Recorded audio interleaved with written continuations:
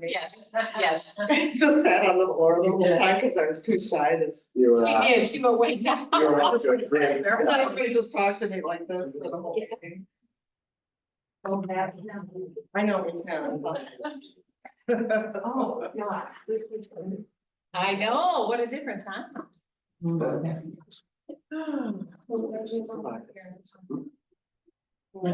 girl. Yeah, girls to the airport on Friday morning. In Grand Rapids, which was really nice. We shopped in Grand Rapids. Hey, there. Oh, now I can see John. It's Claire's school, yeah, so. She's a little bit of work. We shopped. Downtown? No, we went to like Lululemon. Yeah. Oh, Yeah. Yeah. Yeah. Did you go to Oakland? What? Did you go to Oakland? No, you went up. No, my kids were here. I got it from Orlando. That, we, I thought you were asking something else. No. Yeah, those chicken and something. We went to River's Market, we went to the Red Dog, and we went to. What's that other restaurant that's kind of like, what do you call it? Barge. Barge. Oh, yeah, went to the Barge. And shopped at Saugatuck. But the Red Dog was really fun. I don't know, they just had fun. Yeah.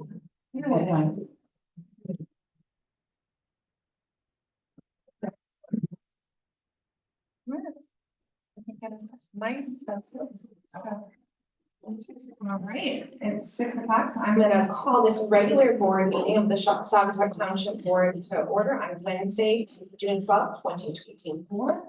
I will note that all trustees are in attendance. And if you will please join me if you are able in standing for the pledge of allegiance. I pledge allegiance to the flag Of the United States of America, and to the republic for which it stands, one nation, under God, indivisible, with liberty and justice for all.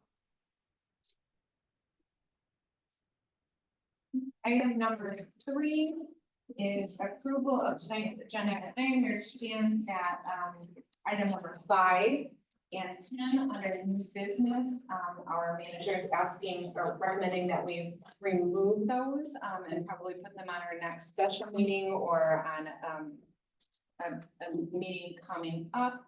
Item number 5, I understand that our attorney, Nick Kersey, was out of town and we just need a little bit more time to review that agreement and see some clarity. And then also, so number 10, only one bid came in and it was well above for what we had planned for, and perhaps we just didn't, so, you know, maybe the timing of going out for bid wasn't great, so there's a plan B in place for that, so we can hopefully get some a greater number of bids at a better price. Daniel, do you have anything to add to that? No, I think you did a great job describing it. So 5 would be postponed till our special meeting on the 24th, and then landscape is a moving target, but there's definitely options. So we're just exploring what the best options are at this point. Very good. Okay, so I would entertain a motion to approve tonight's agenda as amended. I'll move to approve tonight's agenda as amended. I'll support. Right, so we have a motion and support. All in favor? Aye. Opposed? 0. Well, that brings us to public comment. And we will have a chance for our applicants to speak for the applicants for the planning commission to speak when we get to item number 1 on new business. But let's see, do we have anyone joining us online? No. No, but anybody from the public can speak now and speak later. Just wanted to remind you that or to inform you that that's how we typically do it. So anybody from the audience like to address the board at this time?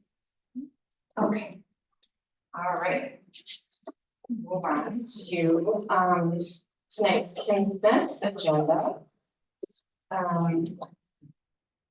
I trust that all trustees have had time to review that. Is there anything that any of you all would like pulled for further discussion or action.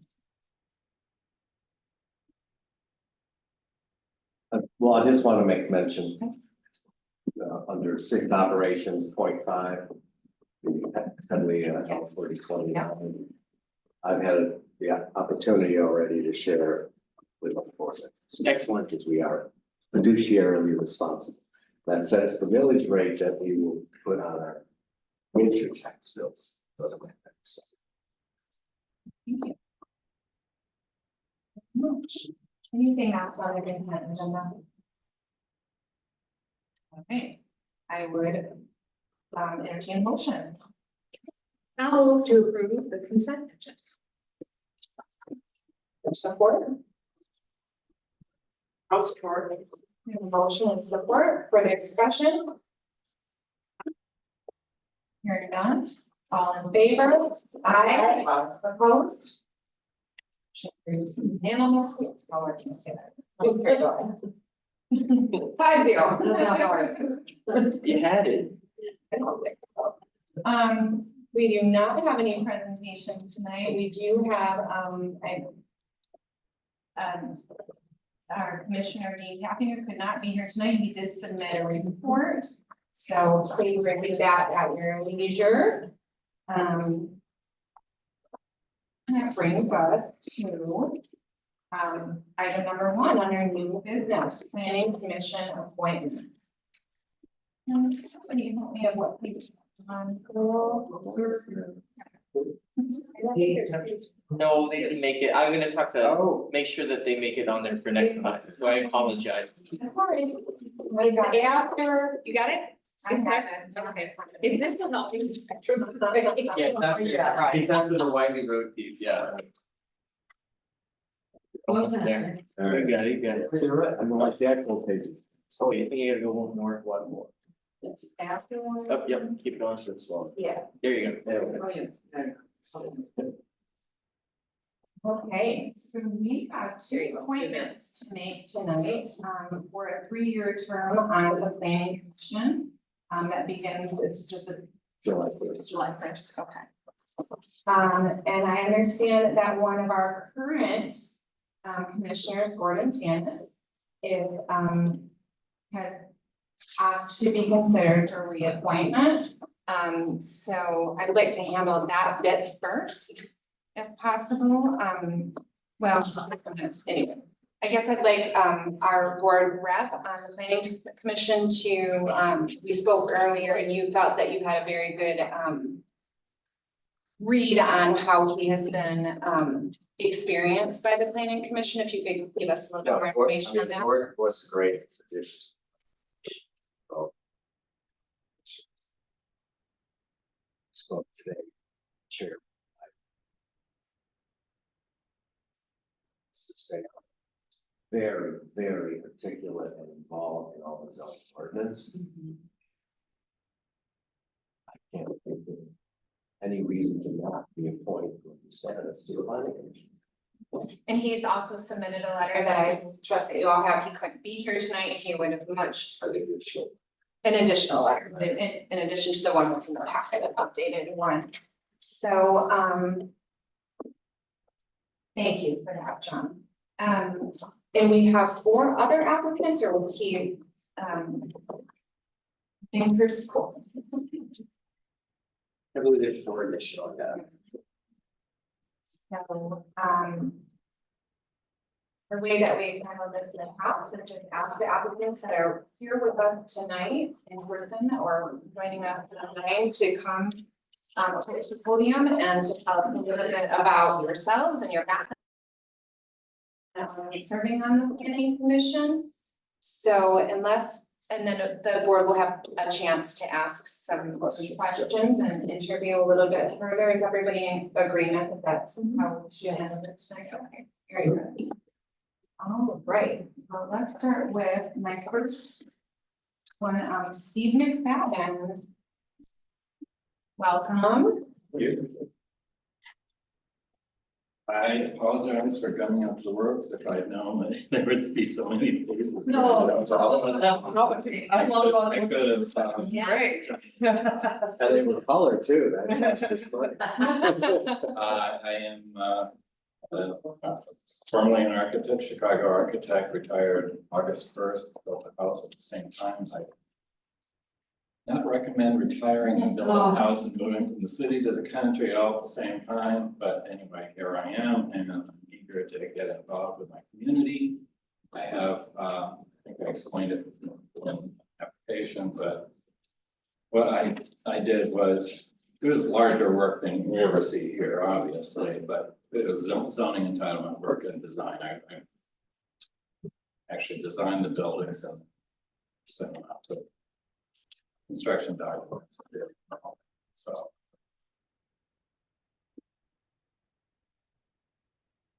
Right on the edge of the township, we went to an HOA meeting last week.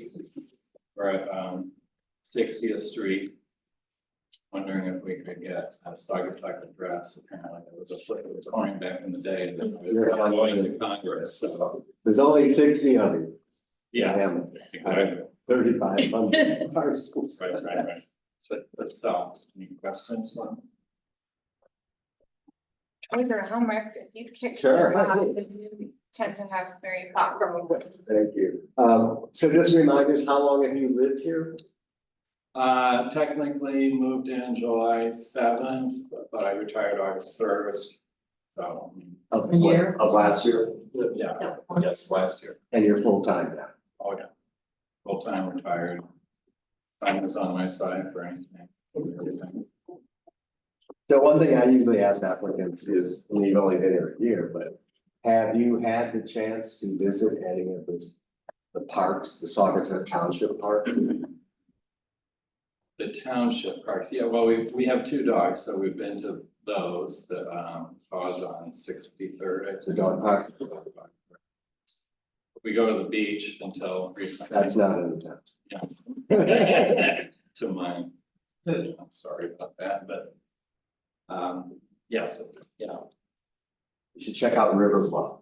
yes. That's our largest. Yeah, absolutely, yeah, that's great. Kind of nervous about ticks now. Oh, and then my last question, just, I mean, in the time you've been here, I don't know if read any of the local press or engage online, but do any issues that the planning commission may have to make decisions on come to your front of mind?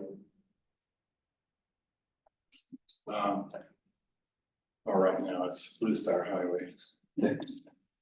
Because Old Allegan and Blue Star Highway is how I get into town. Well, we approved all that. I know. You'll be glad. I will. I spent about 20 years in Boston, where I think probably originated the rotaries, at least in this country, so I know them well and love them. Cool. No plans for travel in the winter, that you miss many meetings or that you foresee, or? Not really, Okay, and I can plan them. okay, that's what I'm planning. Marcy, you have anything? Have you, I know that you just retired. You don't want to be jumping into 100 things, but have you served on any other boards while you were, No. oh, not necessarily here, but in Chicago? Well, we own a house in Old Irving Park, and I was the vice president of the association there, so that was a big job for a while. It helps. Yeah, oh yeah. And then doing what I did in architecture, going to these public meetings, was a big part of my job. Yeah. Especially evenings. I would just like to know a little bit about your experience working with planning commission in the past in your line of work. And what did you feel was, you know, the upside of that and the downside of any of that? Briefly. So Chicago Planning Commission in Saugatuck, I mean, it's totally different. I built the house at the end of 60th Street on the river in so people were so helpful getting, I'm not sure if it was a zoning variance or not, but it was like, we just wanna make things work well in Chicago, that's not right. It's like, don't let the door be jammed.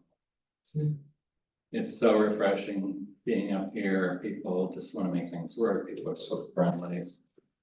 It's really different, totally different.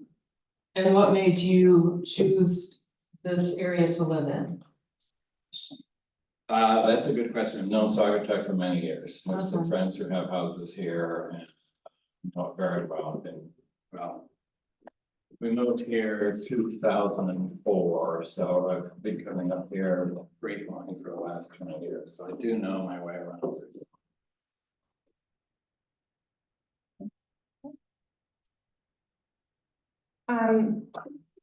As you are aware, planning commission is really important. I mean, arguably probably more important than some of the work we do here.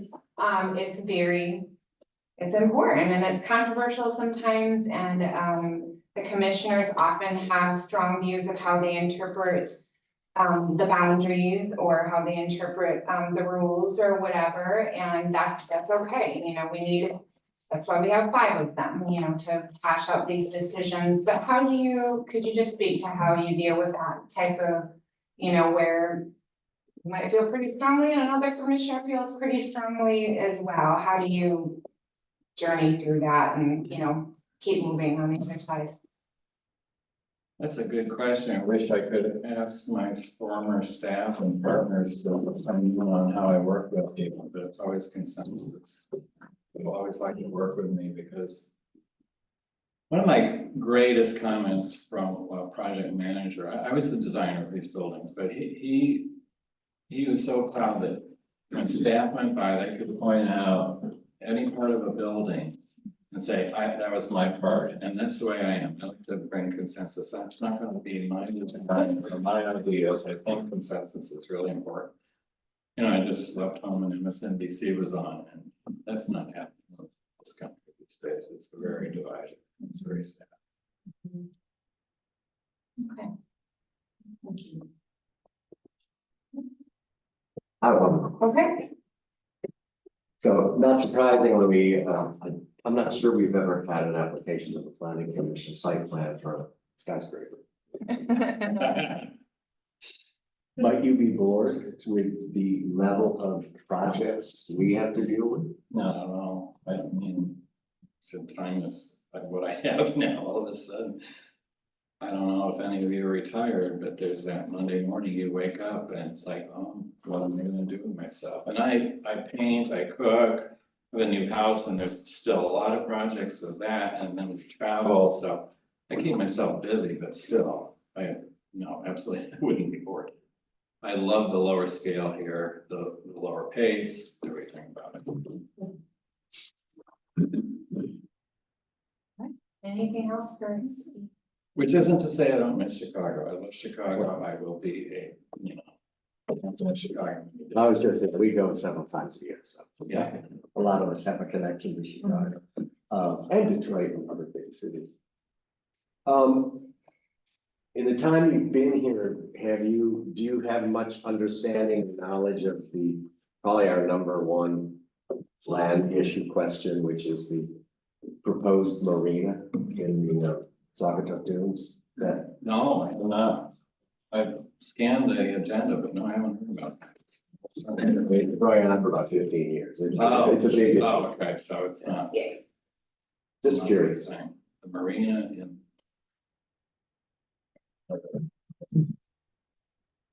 John, what are the, what are the requirements? Is it citizen planner or maybe it's not required? But It's encouraged. Right, no, that's good. Yeah, we usually. Want to talk about that? Yeah, because we encourage our planning commissioners to do some amount of training. We're members of the Michigan Association of Planning, Okay. and some of them are done online, some are in person. Dave Eiley and I went to one together in Grand Rapids, and they're held around the state. But we really expect our commissioners to have some, formal training within planning for Yeah. in Michigan. I will say that I'm a bleeding heart liberal, but also pro-development. So whatever that means to do, I learned that in my last, I was a partner in over 50-person firm, and I learned to balance those two. Well, socially responsible as well as business positive. It's like being a progressive fiscal conservative. Sure. I can see He was there, so. All right, anything else? Okay, if you have absolutely, yes, please. This is Dave O'Reilly. David's chairman of our planning. Chairman of the planning commission, so I just have one question that I'd like the board to, to ask each of the candidates. Please. And that's because as a planning commissioner, it's our responsibility to make decisions based off of facts, ordinances, and not really allow our personal opinion to play into it. So it's very important, and I noticed some commissioners have a little bit of trouble with that. And I guess my question for the board to ask would be to, just to understand what your, how you would play out on something maybe that's personal to you, but yet you have to make a decision based on, a set of plans that come in front of you, a set of ordinances that are in front of you, or, what have you. So it's just something that I feel is important, that we make decisions based on, what we have in front of us, and not allow our, as much as you can, not allow your personal, feelings to play into it, so. Thank you, David. I'd like to answer that question because it came up with me in my professional life as an architect, having our developers say, do this, do this, do this, and sometimes you really weren't comfortable doing it. And then they get angry and you can say, well, this is the ordinance. This is, it's law, basically, the ordinance is law. So you can't just skirt around it. So I really appreciate that. So, yeah, of course, we all have our personal opinions and what we'd like to see, but it's there in writing. Had you stopped in before we remodeled this building by chance? I was thinking of it. Sorry. I paid my taxes, when I did a job. September 14th, oh, September, February 14th. I brought it in here and there was construction. Oh, okay. Oh, so you never saw. You it never saw the before. original. Yeah, oh, we probably been used to it. But we're fortunate, we had another planning commission, member that was very good at, I don't know, design, yeah, so. Well, we're hoping to do the outside. We're from the outside, though, so. Oh. Yeah. It won't be very tall. Okay, Florence, are we? And Dave is the civil engineer. Oh. Well, That's had my time in chair. That's best from that. okay, thank you. Thank you. Caller, and so is Douglas here? I am. Douglas, can you say your last name? I don't want to butcher I've lived here 15 years, you don't know my last it. It is a small town. name. It's Holbein. Hold on, okay. Are the taxes in your name? Cause I don't know anything. Whoa. I think I'm okay. So tell us about yourself and your interest in planning commission. Great. Well, happy to be here. 15 years, as I said, here for 15 years. Recently retired, so not that I have as much time as he does apparently on my hands, but I do have time on my hands to dedicate as much as I can to the planning commission to make sure that things continue to go in the right direction, which I think they are. There's some exciting things that are happening, thanks to all of you and the planning commission, so I want to be a part of that, and I think, we're all here to do our civic duty, and my family has been involved in public roles for almost 30 years. My father was part of the state school board in Ohio, not Michigan, don't hold that against me, in Ohio, for almost 30 years. So I know what that means. I know how involved you have to be and how dedicated you have to be a part of that, and what is expected of you of the public, from the public. So that's why I want to be part of the planning commission. I kind of, respectfully disagree that your number one issue is maybe the marina, but I think it's public housing, the affordable housing. as well. It's not our So top- there's, That's not our top priority. Yep, so there's a number of issues, right, a number of things that we're looking at, I agree also with the laws and following the letter of the law. I think, from my background, I was a corporate trainer, I wrote, tons of curriculum for, a corporation in Chicago as well.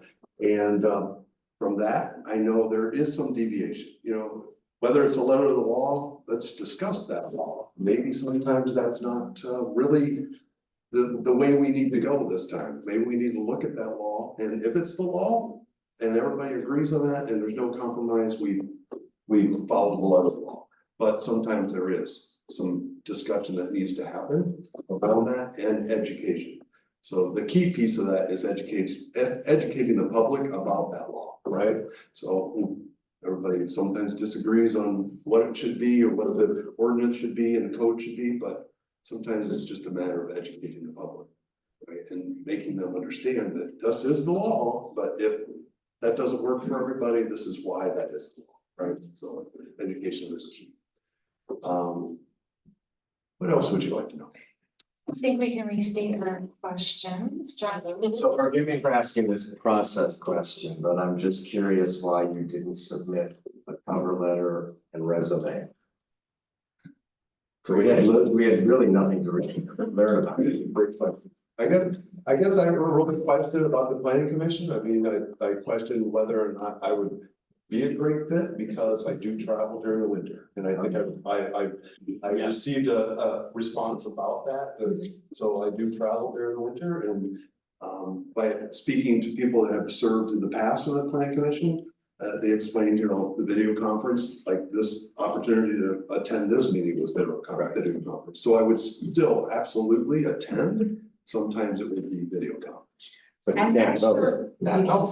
They can't vote anymore after COVID. That was a thing during COVID. You can comment, but you can't vote. So, okay, That's the difficulty of it. so that's part of the reluctancy to send the cover letter. Okay. Okay, let's see. Because this is giving us much to prepare for. So what about, which township parks do you enjoy?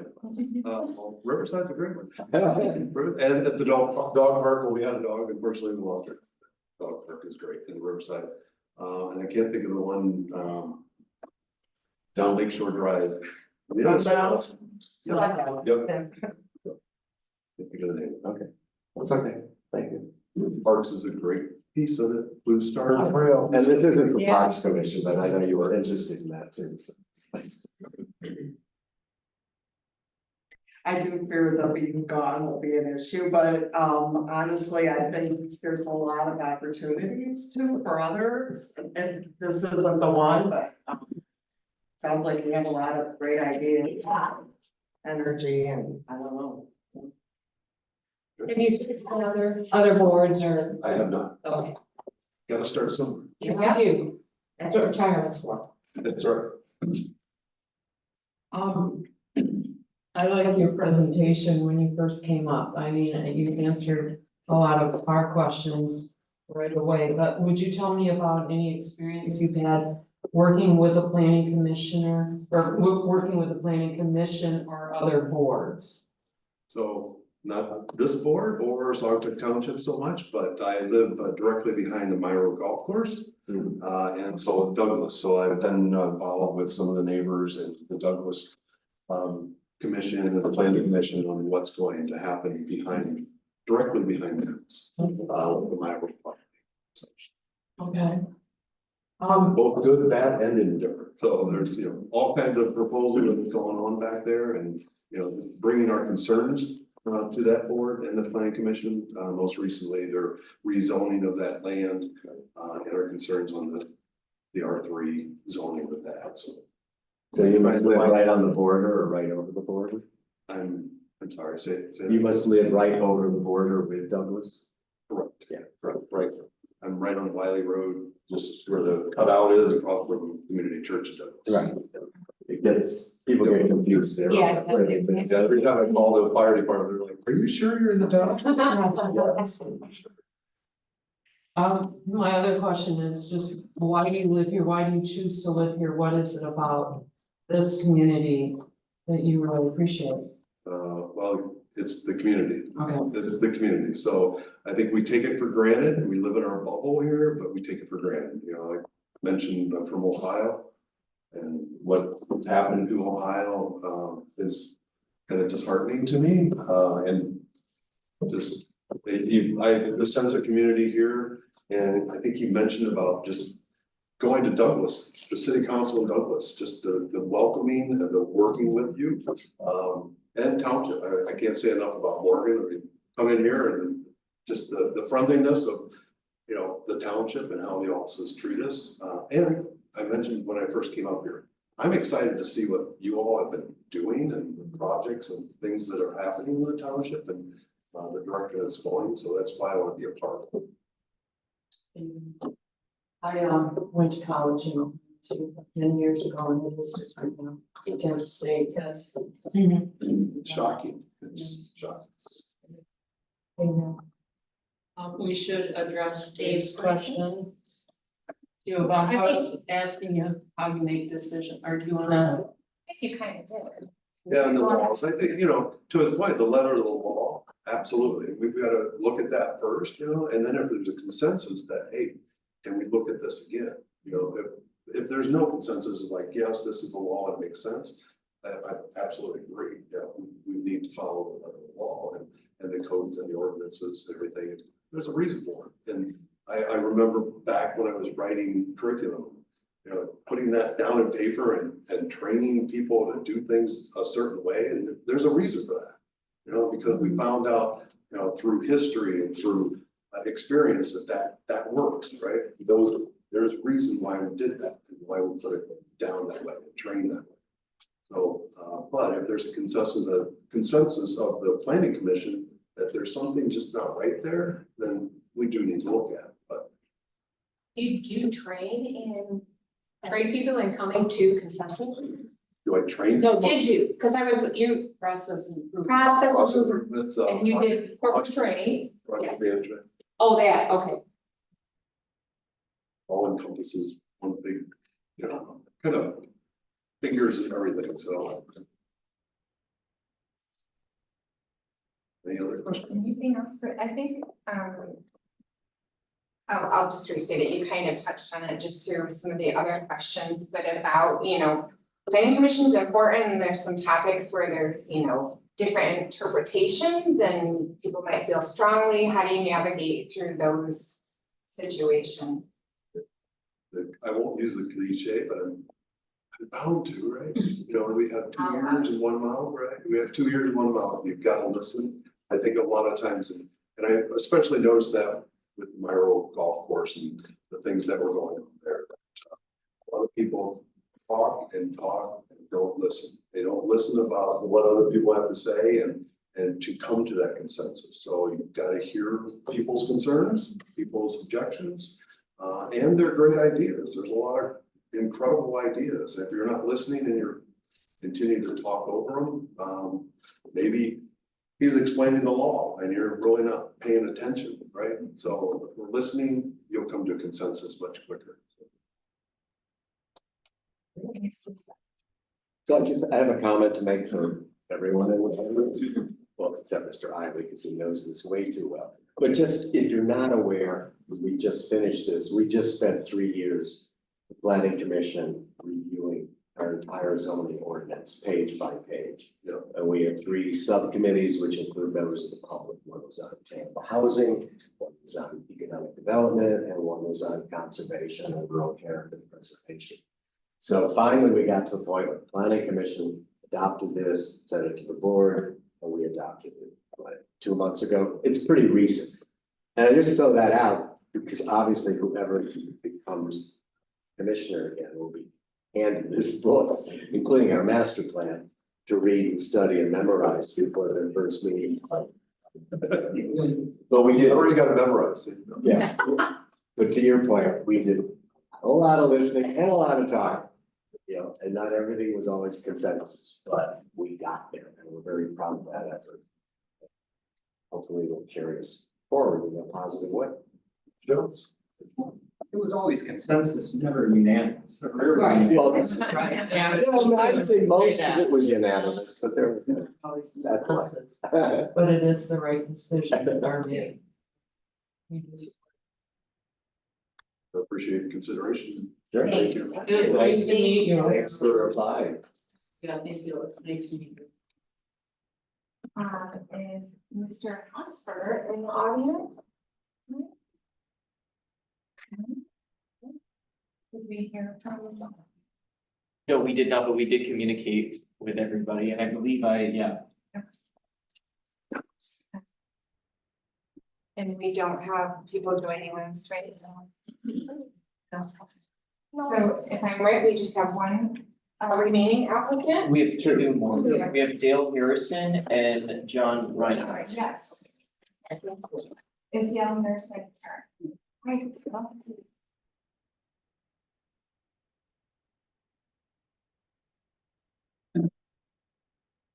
Yeah, good evening, a lot of familiar faces. I'm sure I'm one having a long history with the township. Serving on the planning commission, on the board of appeals. Attending probably 1,000 meetings by now in the last 40 some years.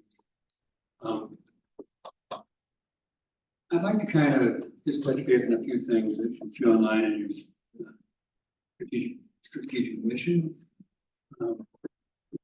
I think it's pretty clear to me that you've got a real tough balancing act with growth and development and preserving the integrity and quality of life. A lot of times those things are not going to mesh very well.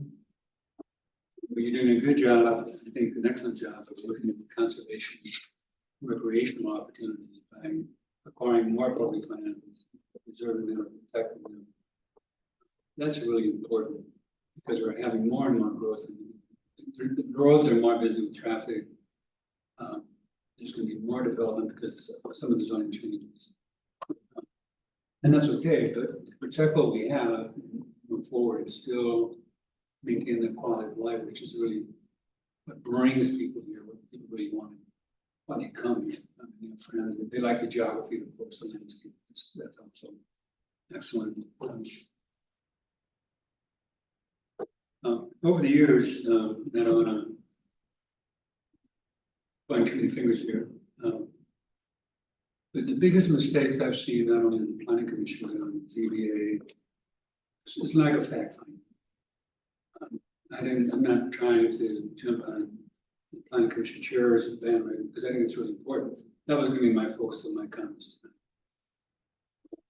A lot of the, if you want to call them terrible decisions, bad judgment decisions, emotional decisions, they've all kind of forgot about really how do you arrive at a decision in a fairly rational way. It's pretty straightforward. For example, the first thing you have to do is find out what the issues are. Let's lay those out. What really are the issues? What are the facts? Fact finding is notably missing in almost all the bad, really bad decisions where we spend millions of dollars trying to fix them. It wouldn't have to have been spent, I think, in my opinion, having done the fact finding. And have people that know the facts and process maybe been more vocal about adhering to that process. So you got the facts, you apply the facts to the ordinance, rule of law, so to speak. Then you make a decision. It can be impartial, it should be impartial. You all have kind of a little bent here and there on all of the issues, but they're not straightforward. You get the facts and you apply the facts to the law, you should come up with a fairly good decision. You should withstand the muster of legal challenges, maybe even appeal to the ZBA. So fact finding. As an attorney, I'm not practicing at this point in my life. It's always about what are the facts, where they take us. You find the issues, find the facts, look at the application, what are the issues in the application? What kind of issue is it? Is it going to be a PUD? I mean, I've been through so many zoning ordinances, and part of my law practice was to advise municipalities on zoning issues. So I'm willing to step back in here in my elder years, so to speak, for a few years and we try to help steer the planning commission in this process, because I've seen a lot of people that are new to the business, so to speak, don't have the background, maybe don't have the training, maybe more training is needed. That would be my, I would certainly support that, but it's really getting down to the bolts and being able to understand the language, understand what the issues are, what are the facts, and how do we apply the fact to the ordinance and move forward with a rational decision. So that's sort of my take on it. I'll leave it there for now. Thank you, Dale. I think that you addressed Chair Eiley's question, and probably the one that I posed about, how do you deal with that conflict, when there is different opinions on the board, but go ahead with your questions, John. Well, I have to ask you this, because for the 20 years I've lived here, I was at many planning commission meetings when you were submitting. And I was there when the board at that time chose not to reappoint you. So you've had a very active, commendable, and sometimes contentious relationship. Why do you want to get back involved? Well, I think I can contribute. I think my expertise in the planning commission and the process is really important as a consideration for being put on the. There's still a lot of work we need to do. I'd really like to see us done in some of the areas that need protection and preservation for acquisition, because on that sort of thing, making more trails user friendly. We need to look at sand dune issues. I mean, that's such a critical issue. We've had so many disturbances in our communities, and people mining sand or intimidating the ZBA or the planning commission, bullying the planning commission members because they have the legal power to do so. Those kind of things I like to see us work on, maybe redrafting or looking at amending some of the existing zoning that covers the sand mining issues. I think that's one I'm kind of interested in. People really get irritated when they own property next to a sand mining project, and then people that own property that they want a sand mine, they get irritated when people say, well, you can't do anything about it. So I think we can look at that, maybe when it comes out, look, want to get involved in it, we have time to do that. I guess I think sometimes 5 is a pretty small number for the planning commission. I think we have to look at. We have stuff. More than maybe talking about 5. That I heard 5 is something. We are. Yeah, that's Like today are 7. okay. Well, that's good. I think we had 9 when I was on the planning commission. That can come to some. So get back to your question. It's all gets back to me for the quality of the life, protecting the integrity of what we have, conserving and enhancing our resources through acquisition or zoning. I think that's where we need to go. That wasn't the question I thought you were going to ask me. What was that? Oh, never mind. You can answer it anyway. No, well, I didn't think you were gonna bring up the episode I had with one of the former township trustees. Over the issue. Oh, no, And I think if. we'll let that go. Yeah, that's We know all about those. They're not here now, we are. Yeah. Yeah. So, any other questions? You're gonna be around all winter long, or? Yeah, I mean, I might take a trip to Chicago to see my. We're all going to Chicago. Just wear the beachy shirts for inspiration, but you stay here in the cold. Yeah, this winter I'm definitely gonna be. I don't see me doing much vacationing in the winter months. Before maybe a week. Certainly work that around the busy schedule. Well, you answered my question which was, have you served on boards? Obviously you had, I didn't realize your history, but, so you were talking about some bad decisions, but what I wanted to ask you is, was there a particular conflict that you were involved in and how you worked to resolve it in whatever way it got resolved? Okay, we want to look at maybe the most horrendous kind of issue. Up to you. Well, We've had lots of issues, even getting on the planning commission. There are people that are really pro-development, Mhm. notwithstanding that there is an ordinance that has provisions that tries to safeguard the extent of how far you can go. Mhm. That's been a kind of a bit of an edge. There was a sand mining application in the south end of the township. That got pretty controversial, and I think it was out of control, so but as far as the most controversial issue that I've been involved in almost all the aspects of it from the planning commission, was maybe the truck stop. That we had to work with, and that's happened to the township. And the other one, I guess, number two would be the London, now North Shore's development project. I could get into lots of details on that, but I do want to say this, had the planning commission not been so intimidated by the legal forces and the pressure from the developer, I mean, they came in and basically tried to break the township financially. They changed they had the power and the money to influence the Lansing legislature to have them forego the standard management protection act, for example. And then they wanted to build a marina where the zoning ordinance that we had passed previously, there was a strict prohibition about increasing the amount of water. That no challenge could be allowed. So when that was ignored by the planning commission due to the pressure outside, I felt that when I made a decision on a kind of an note, and I finally conceded and voted yes against something I really didn't believe in, because I felt the pressure was so strong to put it on board, even though it didn't matter that much, but it was embarrassing for me. Does that answer your question? That was me, yes, thank you.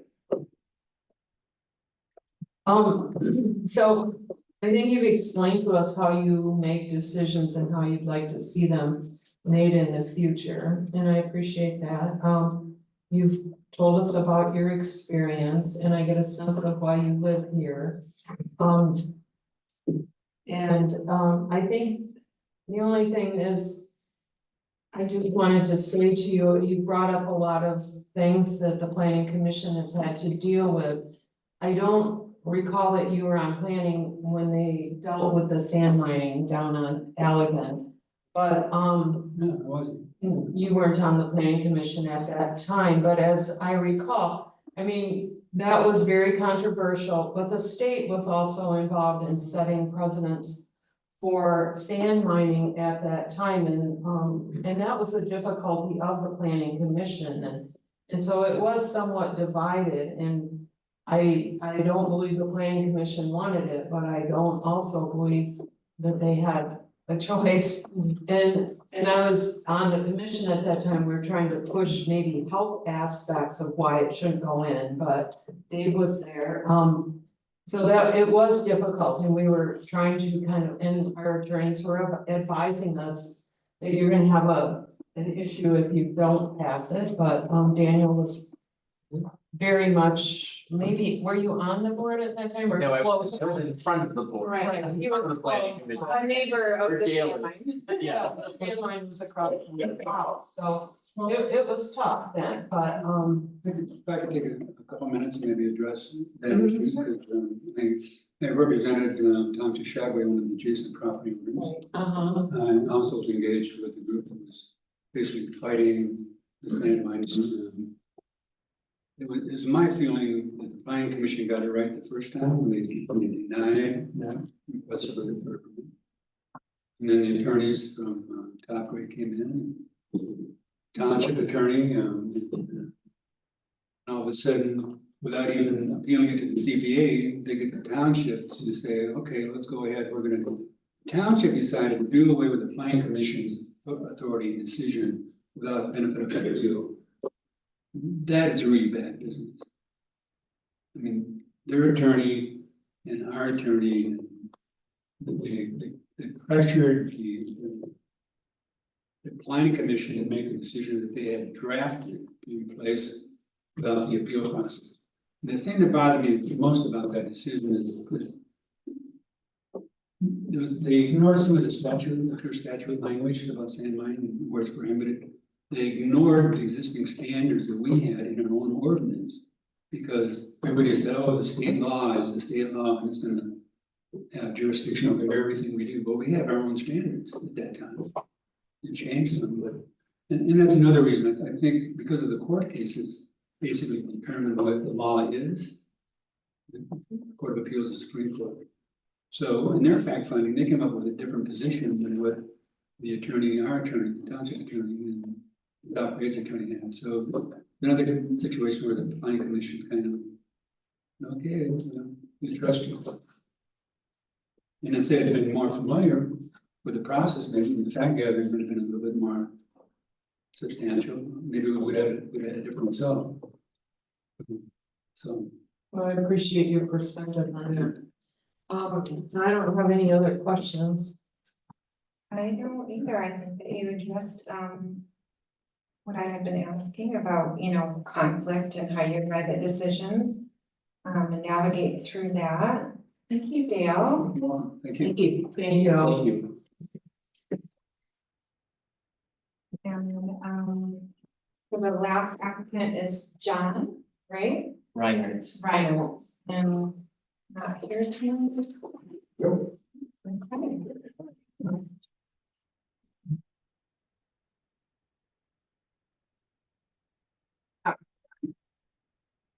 So Michael Worth, who is currently on the planning commission, has decided to use his time in other, I'm sure, wonderful ways. John, would you like to, It's funny, I was saying that to the oh, okay. plan, but actually it's a good idea because we're not meeting this month. Okay. So I won't have the chance to publicly thank Mike Worth for his 3 years service to the planning commission. He was smart, attentive, making almost all the meetings. And he had strong feelings and opinions. He and I, we were sometimes drinking buddies, and then we wouldn't agree at the last planning commission. He was not a fan of the roundabout. No. Anyway. Yeah. 5-2 votes on that one.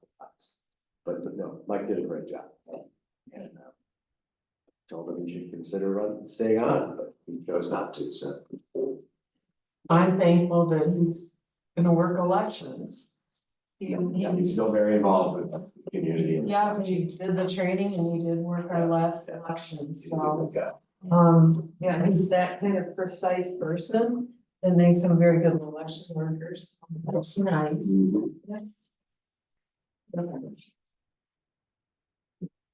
Okay, I'm going to do so we have, to appoint, it's on me to appoint, 2 of the applicants. And then the trustees will, vote to, support my appointment or not.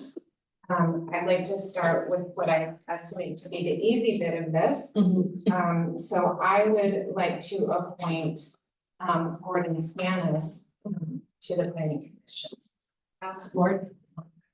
Well, so then you have to do the sample motion. Oh, I'm sorry. So you move Oh, I to approve the want- appointment. You want me to do? Yeah, go ahead. I move to appoint the appointment of Gordon Stanis to the planning commission to expire June 30th, 2027. I'll support. We have a motion by Aldrich, support by Conrad. Is there further discussion? Gordon is a valued member and I appreciate you weighing in on that, Chair Eiley. If there's no further discussion, I will call the roll. Aldrich? Yes. Palmer? Yes. Bigford, yes. Itros? Yes. Marcy, yes. Marcy, yes. We said that. Answer yes for somebody or. Yeah, yeah. Okay. I got it. All right. We often, I think, trustee Marcy calls this our champagne problem here in the township. We have very, we just have great applicants for our commissions and boards, and it's a very difficult decision. And often, as Manager DeFranco can attest to, you have to keep asking and keep trying and keep applying, and then someday you'll be the manager of the township. I didn't get on planning commission 3 times. You applied 3 times? I think so, yeah. I ran for the board 3 times. Oh, there we go. Yeah. So, So if you're not Don't give chosen, up. please keep coming back. You're all very impressive. Is there anything any of the trustees would like to say before I would just like to ask one question, Douglas, how long are you gone in the winter? It varies. Like, September, I'm going to Germany for 3 weeks, so.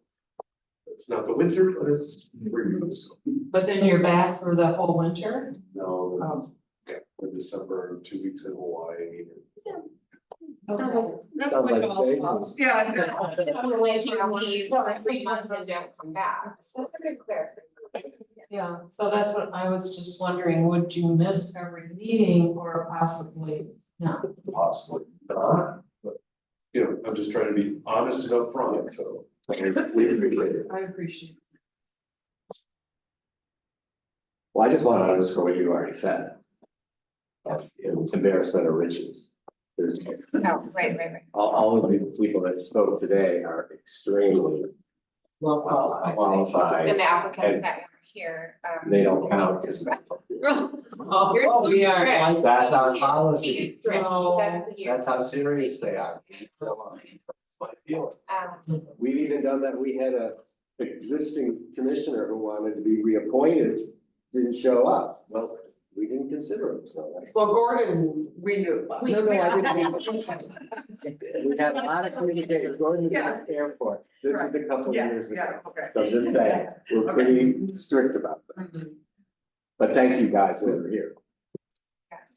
And that does speak, Come back. because I know several of you have talked about the community, and that does speak to the community, that we have people with lots of experience, we have people that are just, you know, public servant minded, so it's really a great problem to have. Okay, there's nothing else, I will make my second appointment.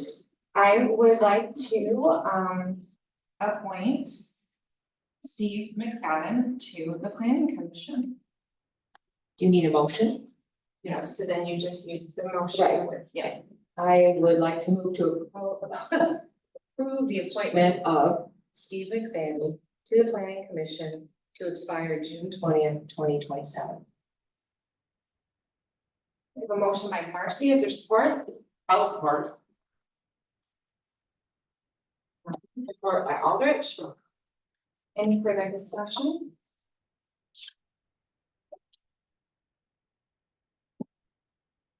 Hearing none, I'll call the roll.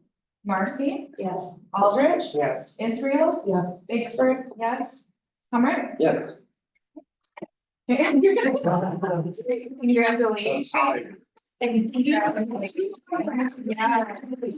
All of you, please. Yeah. Don't stairs. We appreciate your time tonight.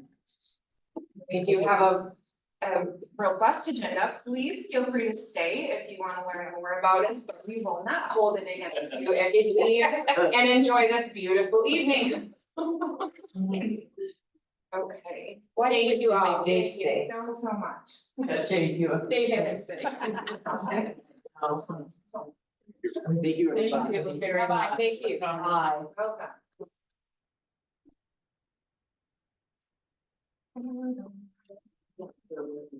Welcome. Yes, it's hard, so sorry. Is it water change order? Is that the next thing? No, it's farther, keep going in the Time back. to make public. Yeah, declaration of intent Time. to make public improvements. All right. Yeah, go ahead and kick this one off. This has been a long time coming, this has been a long process, but we are near 100% completion for the engineering plans for Riverside Drive and Dugout Road. And we have collected petitions from, so this is the weird thing, so it's not I think we do have the majority of property owners, but it's not the majority of property owners signing on to this. It's the majority of land that's included in the proposed special assessment district.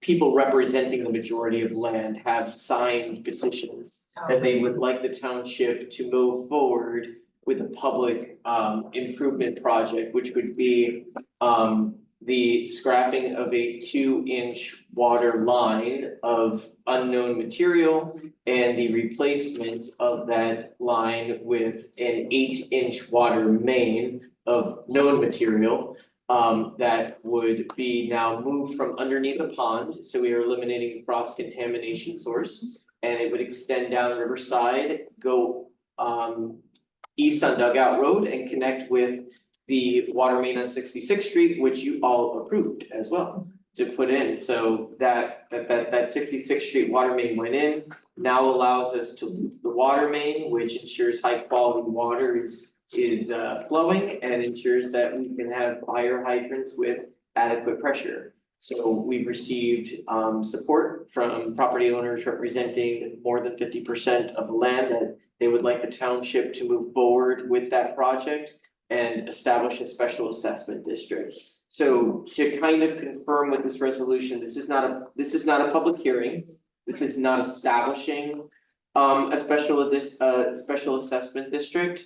What this is doing is initiating the process for formally considering the public improvement project and establishing the special assessment district. So if the board were to move forward with this resolution, we would send out letters of notice to all impacted property owners that the board will consider approving this improvement project and consider a special assessment district. The funding for this project, I'm gonna say it's complicated, but it's coming from at least 3 different buckets. The first bucket is the township was awarded $350,000 from the county's groundwater protection committee, which is fantastic, which has really made this project possible to begin with. We've talked about the township committing up to $150,000 to this project.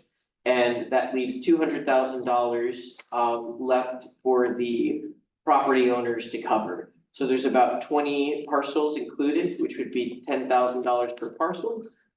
We are looking at a installment purchase agreement, which is a financing option, which essentially leverages the infrastructure itself.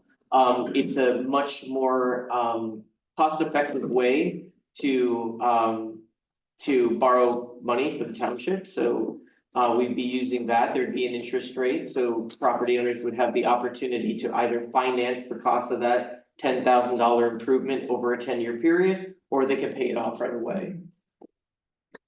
So, and it's a lot, that was a lot I threw at you, but essentially this is saying that the water main extension on Riverside Drive and Dugout Road, you would like to consider that moving forward. And part of financing that project would involve establishing a special assessment district. And to agree to this resolution, we would then schedule a public hearing. Excellent. A lot, but it's not new news. And we kind of talked about it before, but I just had a quick question on the paragraph 2. When I was reading this, I thought it didn't get finished. No, we didn't get finished. That sentence. So, And I'm like, okay, did you mean that we should assume some of the costs? Is that what you were asking? what it means is that the affected parcel should assume some of the cost. Okay, Yeah. yes, I wasn't sure. So typically it will say that like the Should be covered impact. by the affected part. Exactly, so in this case, it's not gonna be completely covered by the affected parcels. It's a somewhat unique situation because we're getting funding, which is fantastic, and also it is replacing something, but it's also giving them something that they've never had before. So they've never had a proper water main, so it's this kind of gray area, so we are asking them to contribute. This was attempted over 20 years ago by the township, it did not go through, so it really is like a great moment that we can actually now see this infrastructure improvement through, that we do have the support from the property owners to establish that special assessment district. And I understand the potential work will be done in conjunction with this, but when might that happen if everything goes as according to? Fall 2024. Okay, and will that close off any of that, is it Holland Street? What?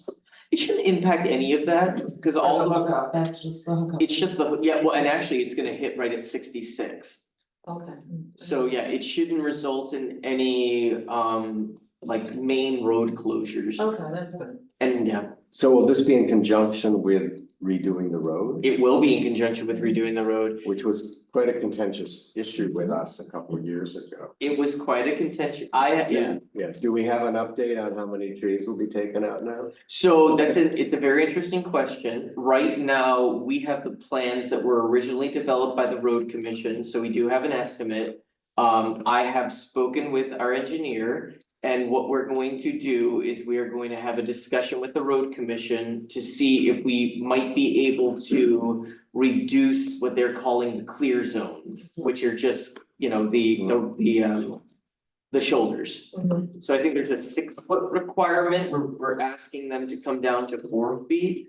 The reason why we're slightly more optimistic that they might cooperate is because the township is going to be bidding out this project and doing all the construction administration. So this is not a road commission road project. It doesn't change the fact that it's still the road commission jurisdiction, and we have to adhere to their standards. But because we are overseeing the project, we are going to see if there's opportunities to reduce the clear zones or move the road over slightly to save as many trees as There's we a can. specific tree they can cure. Yeah, we're gonna see that, yeah, Okay. that's part of the plan. That's important, Yeah. so. I mentioned this morning, and I'm either confused or being pedantic, but either way. If you go into the resolution, which is this number, on page 2, paragraph 4. It says, You know, Wiley. that's what, remember this morning? I know you told me It this. says Riverside Road Wiley. Well, we have a Wiley specialist, okay. So I printed out I have a printed out a copy with the correction, but it didn't make it into the And it's the packet. same on page 4. Okay. And then there's a list of parcels and it says and it stops, but a couple pages later, there's more parcels listed. That's Okay. on page 1, and that one also says Wiley Road at the top. Okay, I have to look at that. Page 1 and 2. Oh, for the exhibit, They okay. both, yeah, the first public hearing. I'll change the exhibits, yeah, cause that should say dugout. I was right to be confused, okay, but I didn't have it in front of me this morning, so. Yeah, I don't know how that, yeah, the attorney prepares it, but yeah, I should caught that. Well. Well, now we know I'll how call it they maybe tomorrow. Yeah, I'm Right? I don't know why they Still so like lively. my You can't just, you know. No, this is Ron. Ron, you can't just. Ron, I'm gonna throw Ron out there, but Hey, you just really. it's been a long day for Ron. It is running here, there's one couple places where it does say dugout. That's one to be clear. I will, yeah, Not about anything to do with Wiley Road. nothing to do with Wiley Road, all Riverside dugout. You told me, but I Yes. just, since we're going through. No, I will make all these corrections. Okay. And I'm glad we have a little more, not jurisdiction, but involvement in leading this project. Yeah, I think it's helpful that we're the ones leading. Yeah. That's a good one. Anybody like to make a motion? Is that it's hot? Yeah. Yeah. Oh. Okay. Sorry. It's usually freezing in here. See? The air is not that. I'm just right. Oh, well, we know, Yeah. we call you Perfect. We call you. Supervisor Goldilocks. That wasn't for non-employee. Thank you. Usually the one who doesn't like it hot. Because it wasn't. Oh, Ooh, yeah, I was I like get it. that, like, oh. So I would like to Thank you. move. You're welcome to approve The adoption of resolution 2024-11. A resolution of declaration of an intent to make public improvements. Tentative designation of special assessment district, notice of public hearing. Motion by Marcy, is there support? I'll support that. Support by Israel. Further discussion? None, I will call the roll. Marcy, Yes. Israels. Yes. Aldrich. Yes. Hummer. Yes. Bickford. Yeah. 0. That brings us to item number 3, under new business budget adoption public hearing. We met very recently on this, so forgive me, but I just go ahead and open the public hearing and then close it, and then we can go into our discussion and deliberation. Correct. Okay. So verbiage on. I think you can just, I will go ahead and open the public hearing regarding fiscal year 2024-2025 budget adoption. And if there are folks that would like to speak on this topic, now is the time. And I see that there is no one joining us online, and we do not have anyone in the audience. So I'm going to go ahead and close the public hearing portion. Daniel, do you want to say anything else about the adoption? I don't know, we just met on May 14 and discussed it in at length, but what would I like to say about it? We can still make some edits if you'd like to. We could always make budget amendments later on if we'd like to too. I would like to point out that all of the millage rates are in the budget. Which is a legal requirement, so we can just do one public hearing as opposed to 2 public hearings. And we also noted that the millage rates would be a topic of conversation at tonight's meeting in our special meeting notice for this and in our publication in the paper. So that all went out. There's one other thing that I wanted to mention. What is not in this, which we'll update after that item is approved, is that this includes the old fee schedule. So if the board chooses to approve the proposed update to the consolidated fee schedule and whatever sections they do approve, that will then be replaced and put into this budget. Also in this budget includes the new rate for trustee compensation. So if we don't approve it at a later time, because there is a separate resolution, that would change, but I just wanted to point out that the proposed increase in compensation for board trustees is included in this budget.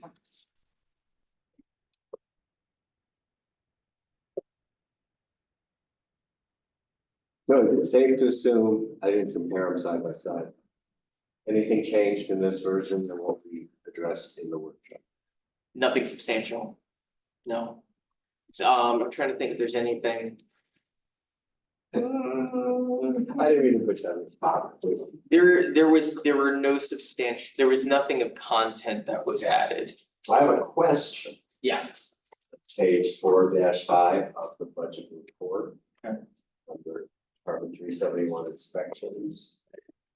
All right. 4-5. Well, yeah, it's not the narrative.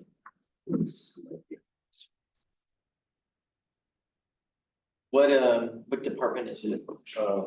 Inspections. Yep, I see it. All right, so just explain to me the administrative assistant going up to 62,000. What does that include or entail, or who is it, more different people, or? So I'm what just- that is, it's a breakout, so you can see what, sorry, Morgan, I'm talking about you. that's okay. Not my bad. So it's broken out so you can see what the estimated amount Morgan will make based on her hourly wage. Plus what the compensation would be for being recording secretary, just so we could account for that, because if we just put for hourly, we're missing 48,000, we're missing, yeah, So recording secretary for the planning commission? and for the township board. Why is that under inspections? Because that's where the administrative assistant position rests. Okay, So like to keep her compensation Alright. together so we can record it. But I broke it out so that we can see that some of that compensation has to do with the hourly rate versus the, versus the payment for Okay. for acting as recording secretary. and then. But then there's a second blue area, also under inspector. For building inspector, yeah. So that 63.5 is, That's for Cindy. Now, this was kind of complicated because I mean, it's hard to talk about personnel issues. We may have somebody retiring right, and not completing a year. so it could also be this.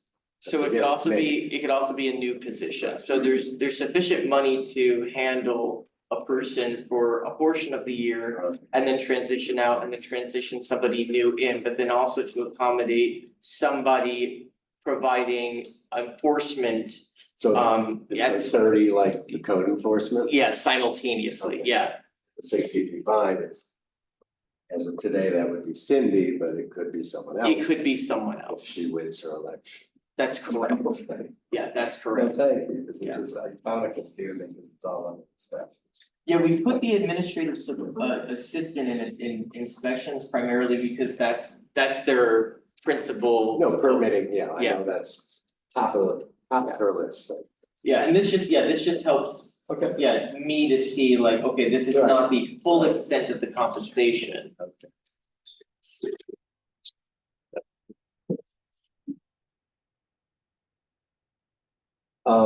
So in the past, are you gonna just talk a little bit about? Well, now this says page 79 of 122, it's the fund balance estimator. I can talk about Yeah, but I know in the past, I think I don't remember spending time on this in the workshop, Mhm. so here's your chance. I mean, essentially, What are the headlines here, because I see the $500,000 deficit. yes, which we can talk about. So some of that is coming from sewer fund projects, some of that's coming from water fund projects. And then a lot of that's coming from road projects. Road is a very challenging fund to track, and the reason why is because our fiscal year ends June 30th. Road projects all occur throughout the summer, and for auditing purposes, we have to track a project, or we record the cost of a project.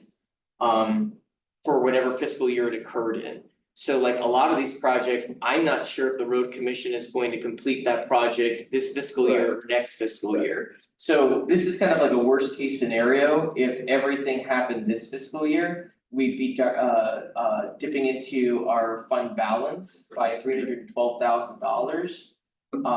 You can see though that we're still almost at $2 million in that fund balance. So that still is like a very healthy fund balance that we should consider taking down. We should consider being like a little more aggressive in the use of those funds. Right, I've been saying that for years, we never spend our road fund. No, so this demonstrates that now we actually are spending our road Right, fund. we're catching up. Yeah, we are catching up. So, It's a win-win, and then, the dipping in for water fund is definitely reflective of our obligations to the state to do the water verification. So, so that's part of that. It's also reflective of some of the costs we're spending for Riverside Drive. Yeah. Although, we have to commit a certain amount of money, we will recoup some of it.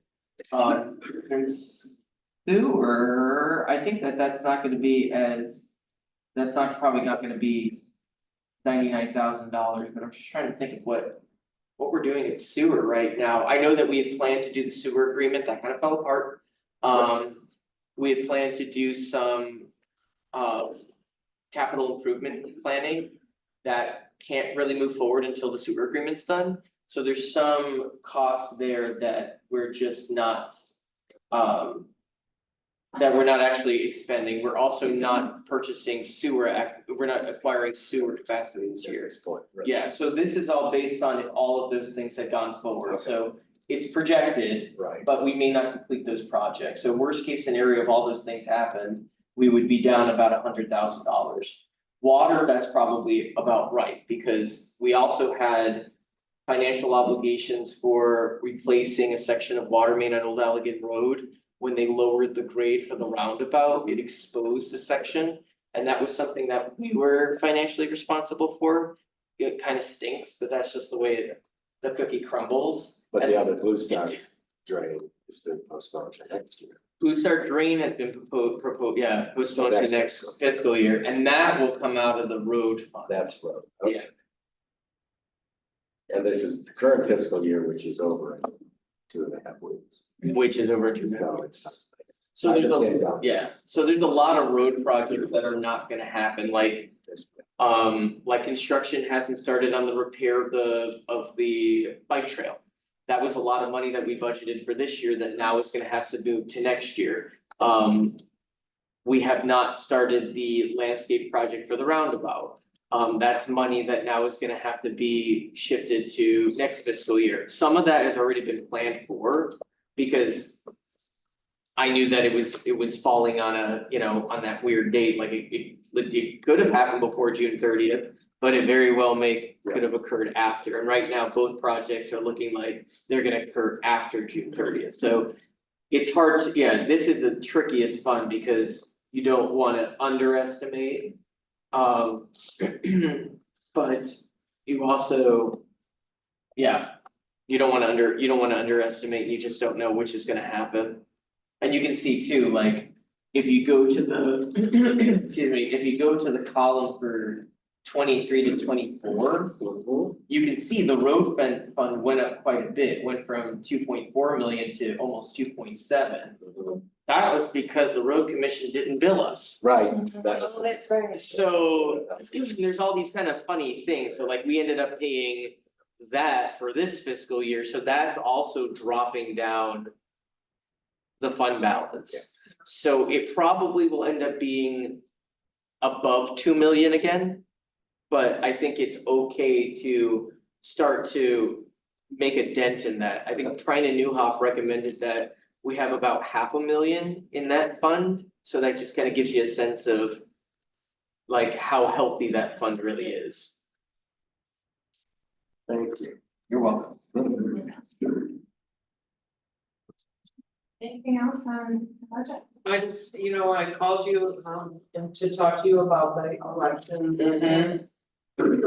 I think what Lori and I questioned is clerk department 250 and then department 262. Okay. And 262 is where it says food for election workers 1,500. And that, so we know we'll go way over that with for election. So food comes out of supplies, not miscellaneous. Okay, So it it's would that be- food.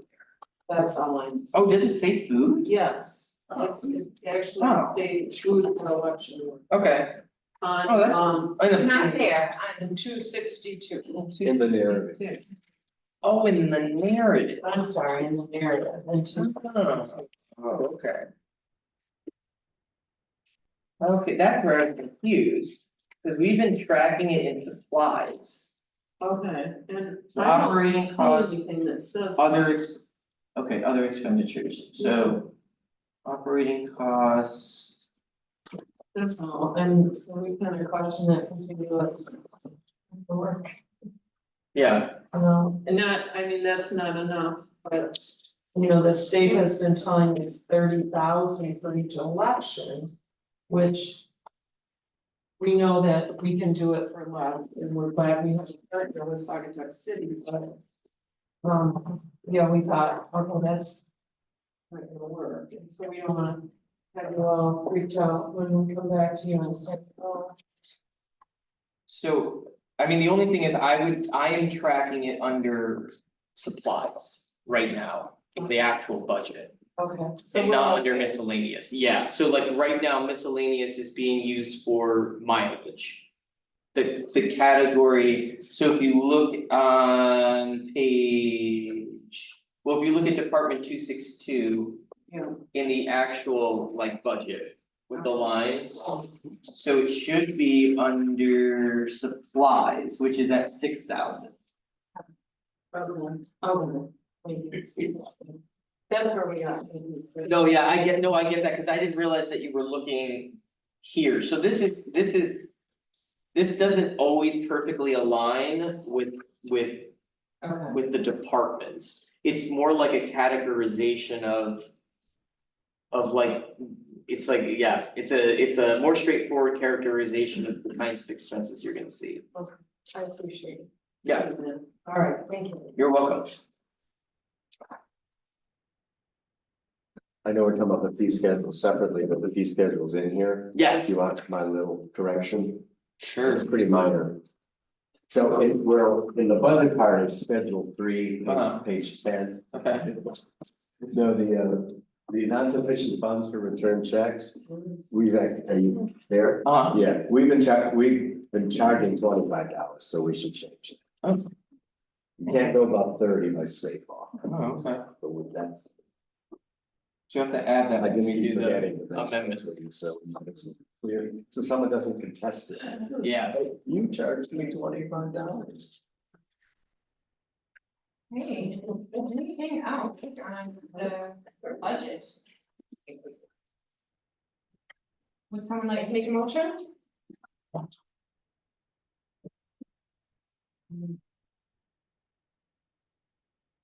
I move to adopt the proposed for year 2024 to 2025 budget as presented. Resolution number 2024-11, a resolution to establish general appropriations for Saugatuck Township. Motion by Aldrich, is there support? I'll support. Support by Marcy. This is a resolution, so I will call the roll if there's no further discussion. Aldrich? Yes. Marcy? Yes. Hummer? Yes. Bickford? Yes. Israel? Yes. Very good.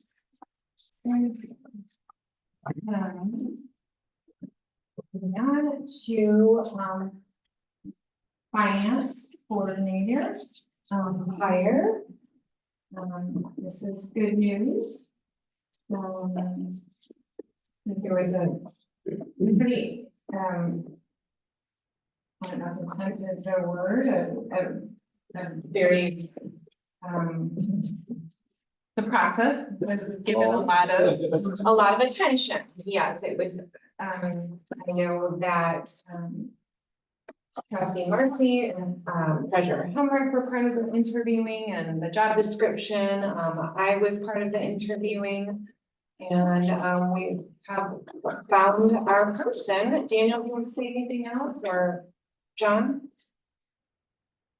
I'm just thrilled it's where my head was at 2 years ago. We had a lot of good candidates, we had a lot of strong candidates, we really considered fit as well as qualifications, and I think that we. With Peter Stanislavski, we got both fit and qualifications. In addition to Peter's background in municipal finance, he also has a degree in urban planning. And I think in the interview process really expressed that he's got a public servant's heart, that's very important to him. And I think that that's important to us as an organization, that we're here to serve the public, we're here to help, we're not here to create problems. So I think that Peter is gonna do great here, and we're very excited to have his expertise. He's always helped us out whenever we needed him. And I think moving forward, if the city needs any help in the transition, we are absolutely going to allow, Peter to support them in any way that they can. I mean, it's helpful that Peter is with them for the month of June, so he can help them with their budget adoption, and he can help them with their tax prep. And then Peter will start fresh with us on July 1st. Very good. That's good news. Do you want to say anything about the fire? Sure. So, as I think most of you are aware, not all of you, Peter works closely with the fire department as kind of their finance person. He helps them with their budget creation and, payroll and audit, lots of different things, and that is, of course, we want to support that relationship. That was so you can correct me if I'm not getting it exactly right, but the fire department is gonna pay Peter directly for his services. And it's part of his contract that was reviewed by our attorney. It's the understanding that he will do the lion's share of that work on, evenings, weekends, on Fridays when he's not working, but that we do understand that there will be times where he needs to answer some questions to the department while he's here.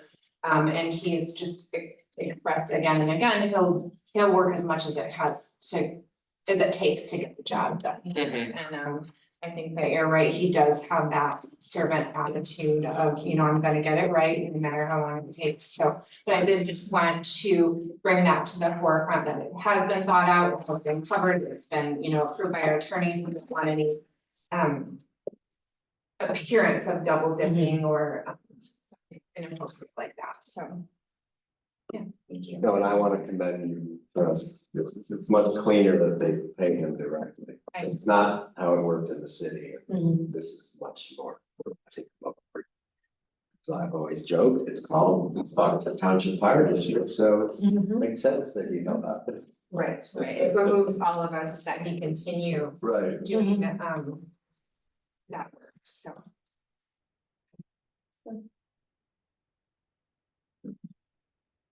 Somebody wanna make the motion, can they say Stanislavski? 5 times already? Well, literally, if you do that, Yeah. anyone with an acting background knows that thing very well. The status quo. I would like to, make a motion to approve the finance director employment Coordinator. agreement for Peter Stanislawski. Okay, we have a motion, is there support? I'll support. We have a motion and support, is there further discussion? And no, this is a voice vote, all in favor? Aye. Opposed? Okay, very good. Good news. Amalancher Park proposal, and that's, you find it. Go past, it's there, go past the planning commission minutes, go past training laws, go past. I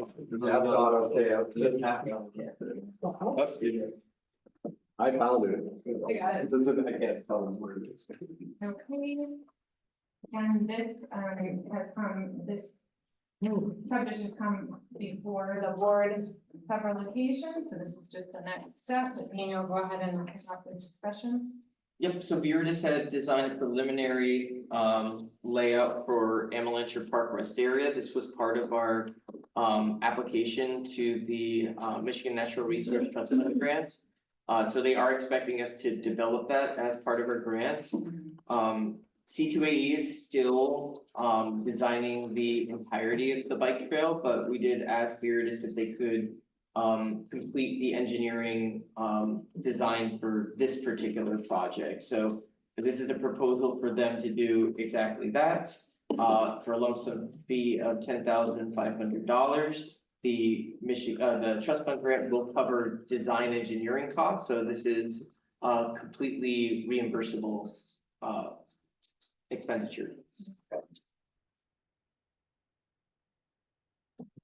Straightforward, if there's no questions or discussion, I would entertain a motion. I'll make a motion to approve various design group's proposal for professional landscape architecture services for Amalancher Park for a lump sum fee of $10,500. No support. We have a motion and support. Discussion. All in favor? Aye. Opposed? Another subject that has been addressed by the board, but this is just finalizing it, is board compensation. It's been suggested that we raise the compensation for the trustees to $7,500 annually. And I think it's important to note that our trustees, there is an expectation and they fulfill it well to attend public input sessions, to meet with the legislators, to to attend other board and commission meetings, and I think that expectation is that we are a working board, that we don't just show up once a month. So I think that this is appropriate, and it will retain good talent and attract good candidates. Sure. So do you have anything else to add to that? I mean, it's been budgeted. It's been budgeted, I mean, I would say that Brenda and Stacy give 110%, and they're involved in a lot of different activities at the township. Fire board is a huge responsibility. Roads is a huge responsibility, and we're just kind of expanding that with the Safe Street planning for Blue Star Highway, and that's gonna evolve into more and more activities, so.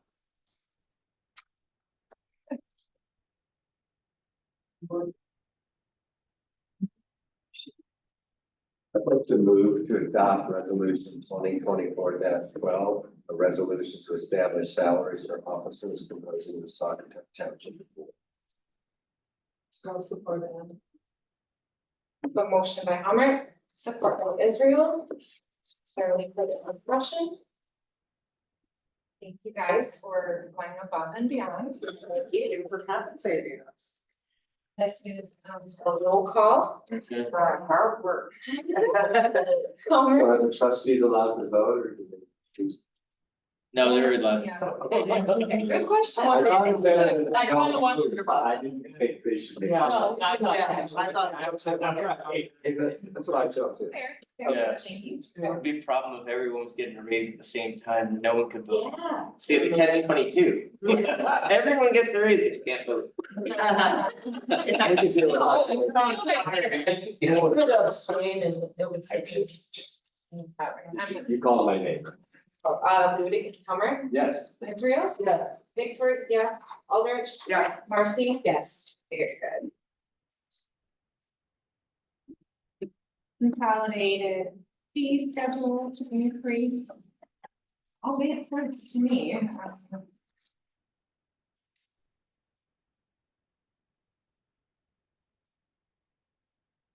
Daniel, do you wanna give an overview on that? Yeah, it's good to, I mean, it's good to review the consolidated fee schedule, every once in a while. There are some increases, so there's increases to, building electrical permits, plumbing permits, mechanical permits, kind of the one-time zoning permits, so they're all $100 across the board. Just looking at what we're bringing in versus what it's costing us. We're not quite making the best margins, and we're not supposed to be making money on this, but we are supposed to be covering our costs, and we're not quite doing it in those areas. But we're also adding things that they're adding services that we do, but we've never actually charged the public for.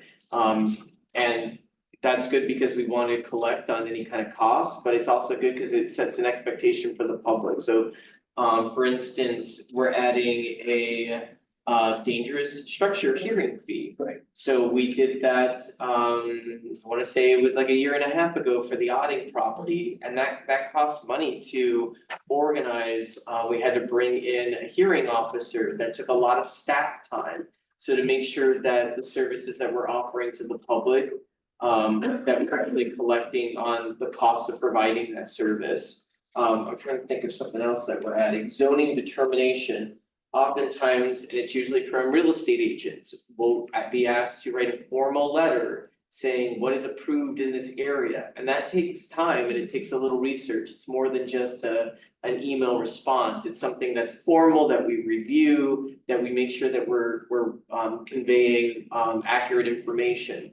And that should come with, a fee to reflect the staff time that it costs to produce something like that. Cause it's not just a email response, it's a request for something formal. So this is kind of filling in some gaps that we've noticed just providing services to the public. I would also point out that we are updating our cemetery fees. They have not been updated in a long time.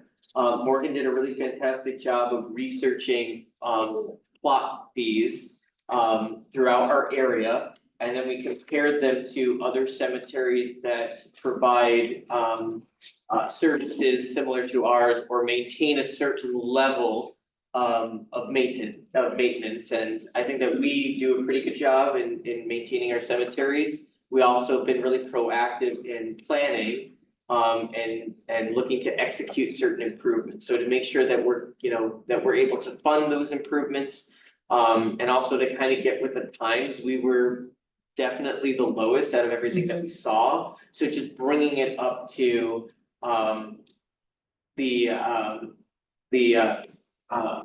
bringing up to a level that reflects the time and attention that we dedicate to our cemeteries. So there's an increase for pretty much everything, so the cost for in-district for both standard burial and cremation. And then there's an increase in out-of-district for standard plots and cremation. We've also added that the township will repurchase unused plots at current fee schedule rates.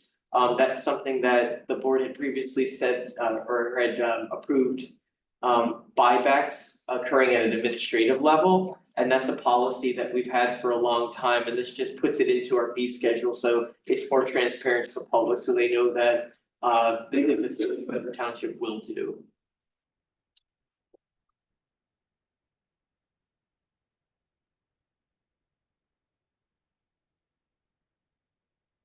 John, you wanna add in there that you wanna? $25. Yeah, the $25 is scheduled there. Well, I think it's great to see cemeteries. Yes. Should have done that. Wait, it's a bar. And the fact that we put so much now into the future of both cemeteries, spend money, so.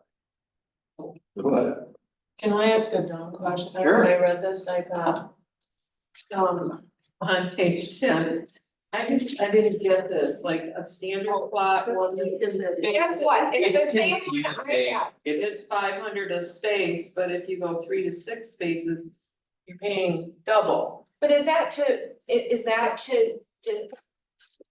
deter people from Yeah, logging sure. them all up Yes. and then reselling them? Yes, Yeah. so in the past, So it's just for you and your spouse, you get like, or you know, you and whatever, you get that discounted rate, like for $500 a piece. But if you're being like, oh, this is a great rate, I'm gonna have my whole extended family buried here, then it goes up to like the non-resident.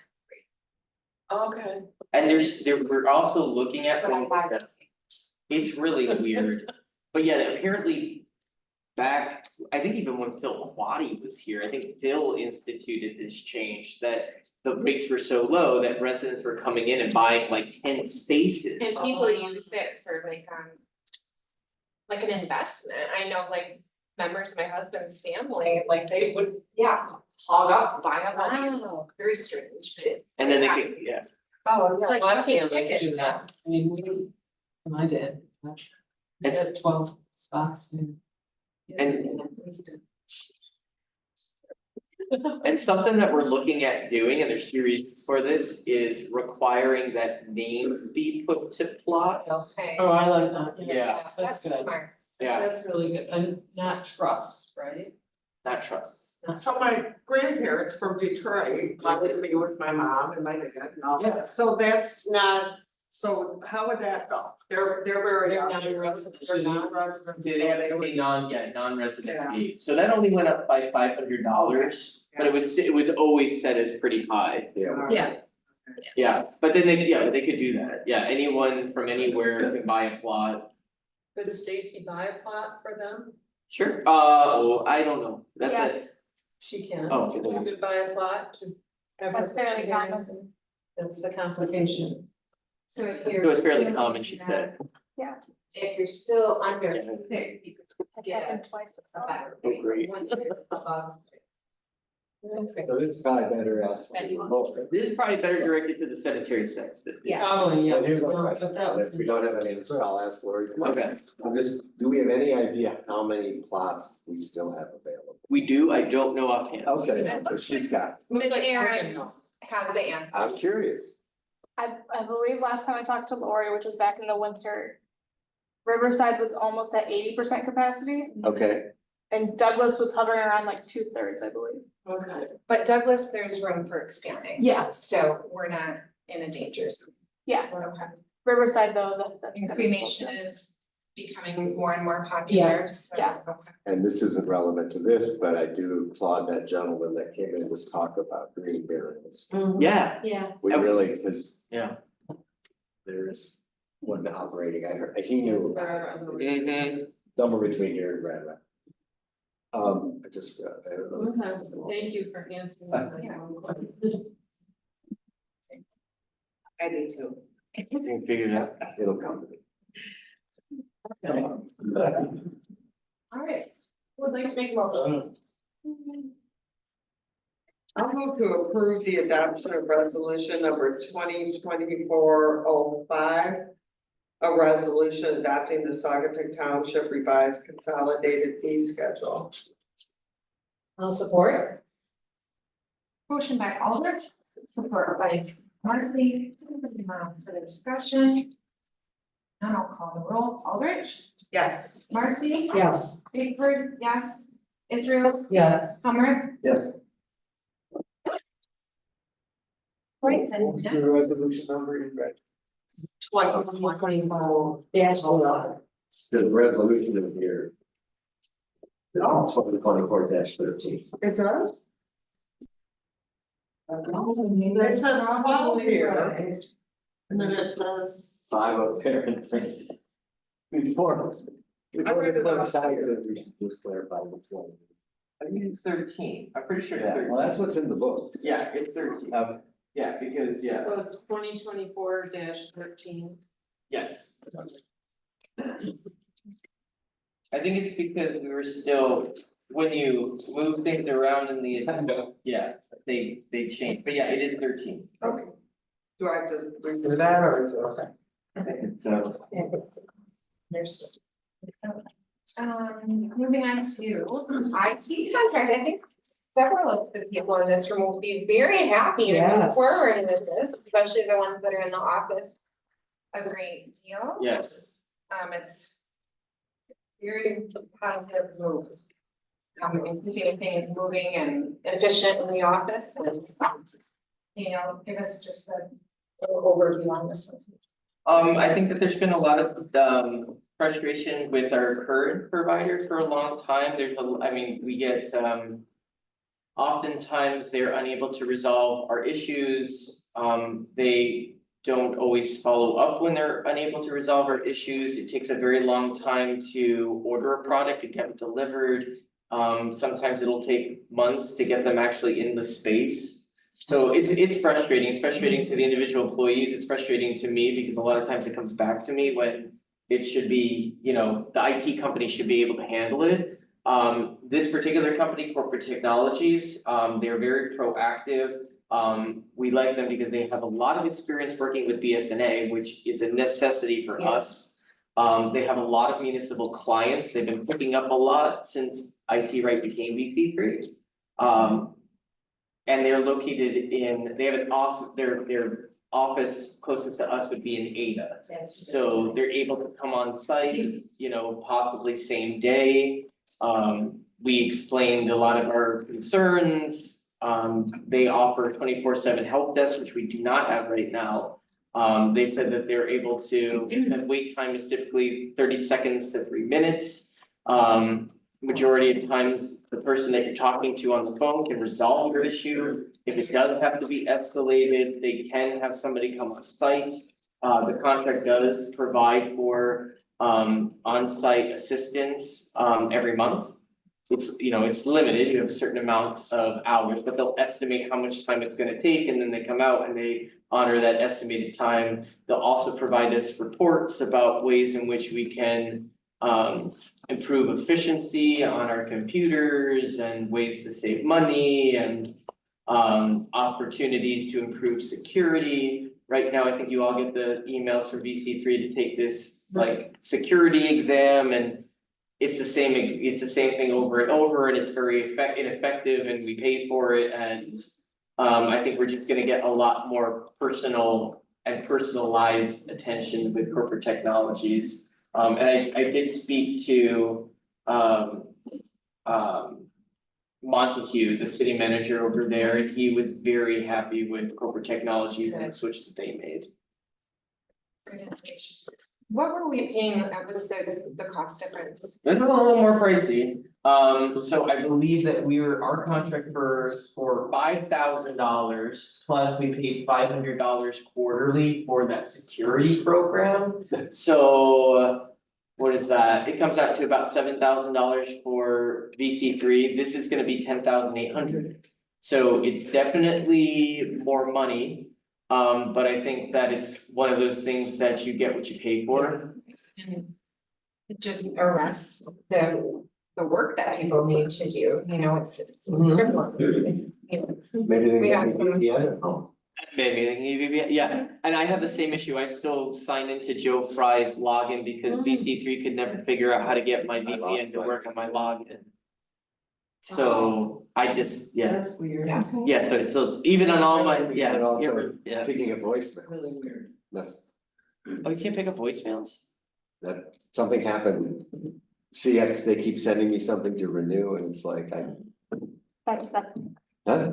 phones are separate. But we can I figure know. it out, yeah, we can figure it out. And when would they, this is effective Just July as 1st? effective July 1st, so they said that we probably need we might have to go into July. With VC3, Okay. but they would, they've drafted a breakup letter for us, they would, yeah, so they would handle that whole process with switching over. They would come in and do an on-site training for all the staff and get us onboarded, so. I'm hoping that it's a smooth transition. Does VC3 know yet? No, you don't know yet. They've been very quick of like when I needed them, I thought maybe they knew. Yeah, no, yeah, when they're good, but Yeah. like, Just it's hit or miss. yeah. Cool. Would you like a Yes, vote? please. Oh, sorry. Is that a yes? I'm sorry. I'd like to move to approve a one-year contract with corporate technology to provide comprehensive IT services and network management as presented. I'll support. We have a motion and support. Further discussion? I just want to say I'm glad that he chose the 1 year, that there's a discount for a longer term, but you want to test it. So that's a good decision. Discount was subtracted to me, but. Yeah, you got It is. it. Then you're locked in. Yes. We'll have that opportunity next year. Yeah. When you renew. All in favor? Right. Aye.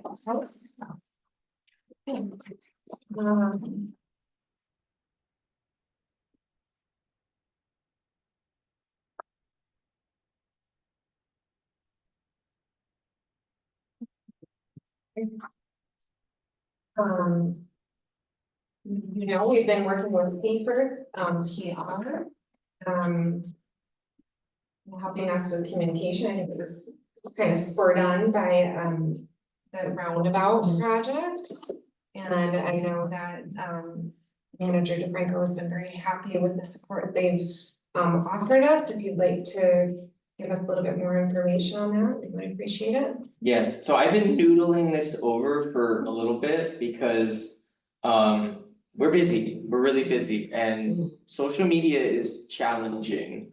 Because, you wanna put out relevant information that keeps people informed. And there's a lot of nuance to it that we're finding out that you could phrase something the wrong way, and it's poorly received. Or a lot of times, like, when you're doing the work yourself, it can become paralyzing to communicate after that, or force yourself to become excited about something that, is just exhausted you. And I was considering, like, do we bring in maybe like an intern person to assist? Or do we bring in like an outside consultant to help us? we definitely got a test run with Seaford for the roundabout, and I thought it was a huge success. Our followers, and Morgan can attest to this, have just skyrocketed. Do you wanna talk We're about at our followers? 1,004 as of today. Wow, We have that's good. And we Just to have- get that community input and educate, okay. We have over 740 something e-blast people, which compared to when I started a little under 2 years ago, we had less than, I think it was like 425-ish. So it's nearly doubled. Wow, proof is in the pudding there. And actually Doug, who was in here earlier, had attended our Blue Star Highway Safe Street meeting, and I believe he saw it through like a social media campaign. Yeah. So we're bringing in new people, they're finding out about the things that we're doing, they're excited by it, there's a strategy behind it. Our contract with Seaford is now expired for the roundabout support. And Morgan's still continuing, and we're getting a lot of good feedback, our Blue Star Highway Business highlight. Yeah. So a lot of businesses really like, the fact that they're, some attention's being shown to them and people are sharing their enthusiasm for their business. But I think it really can take us to the next level in terms of engaging with the public, bringing in new people who are excited by the things that we're doing, communicating in a strategic way. Seaford also has lobbying capabilities. So that was part of the reason why we had a really good turnout for our Lakeshore Drive event, because Seaford has connections with Gary Peters' office and Debbie Stavenot's office and Bill Heisinger's office. And Joey Andrews, when he came for his private tour, had mentioned to me that he heard that we hired a lobbying firm to help us. So there's a lot of ways in which they can support us. So it's not just communications with the public, but it's also connecting with our, federal state representatives to see if they can provide support with certain grant opportunities. And we're also kind of dipping our toes in this idea of congressionally directed spending or earmarks. Like, what is the process for requesting funding for a project to representatives? What does that process look like? Is there someone that can help us through it? So there's a lot of different benefits that Seaford could provide. I also think it's a really great educational opportunity for Morgan and I, because the first thing that we're gonna do with Seaford is strategy. And I provided them with a complete list of all the projects that we're doing in the descriptions, and they're already starting to connect the dots to tell a coherent story. So it helps us realize more so that like what we are doing is more connected than we originally thought. Like safe street planning is emerging as a theme.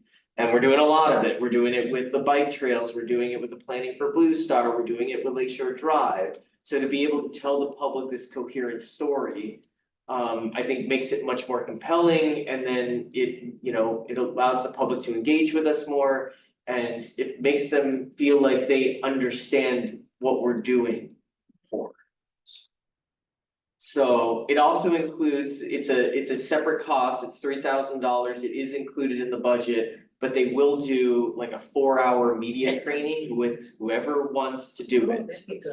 Yeah. So I think that that's a good experience for all of us, and I know Morgan's excited, we've talked about professional development courses in social media, public relations, public communication, so I'm looking at this as an educational opportunity, and to have an expert guide us through the process of putting together a true communication strategy, which I don't know how to do. I mean, I could fumble through it, but I think the fact that to have that hand holding, and then have those media connections, I mean, we had 2 media news interviews from the road, or from the roundabout project, one on Channel 13, one on Channel 3.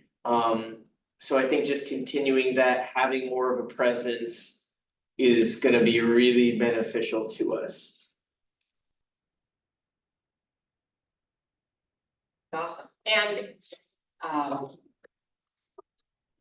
to me, the price seems very reasonable, because let's say we're going to hire a full-time person.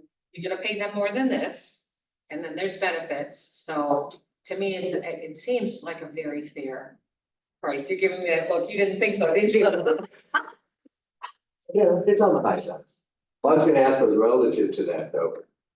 And I looked at it, but is there any kind of agreement of like the range of amount of time or deliverables? I think, It's kind of like, it's kind of like what we need when we need it. So they know the projects that we're gonna do for the next year, they know when those projects are gonna roll out, they're gonna propose, they're gonna propose how we roll them out. So like, for instance, they're gonna help organize I'm gonna use the wrong term here, but for, like a opening of the grand opening of the roundabout. Yeah. Like, they'll help us plan all of that stuff, so they'll, so it's more of what we need when we need it. But they do plan on engaging us consistently with like once a week meetings. okay, so if something comes up that's not in the initial plan, you give. They'll roll with it, yeah. They're not gonna charge extra or say, well, we can't do a third press release this month. No, the only thing that they are going to monitor is if the Lakeshore Drive project becomes much more involved, like if we do pursue the congressional directed spending and that involves a lot more lobbying, they're going to review that. That's fine. Yeah, but I mean, I don't see that as a PR priority No. myself, so. No. Yeah. So, and we may not go the direction of a congressional directed spending, there might be a grant opportunity that makes more sense, but Okay. that's the only thing that they said that they would monitor, how much Okay. time that's Well, that's taking. fair. Yeah. But everything else, yeah, they didn't think it was, they thought that they could cover everything with $3,000. I did bring them down from 4. Good. Yeah. Thank you. You should tell us that. Yeah. Will there be someone there assigned to us or? Casey, who we've been working with. And then there's who does our press releases? What was her name? It's a boy's name. Remember we I met don't her? remember, but she's wonderful. She is wonderful. I've talked to her like 3 or 4 times. So they have someone who used to be in media who is their copywriter, so she'll be doing our press releases. And our newsletter, so those are other things that we'll actually get off the ground. Good.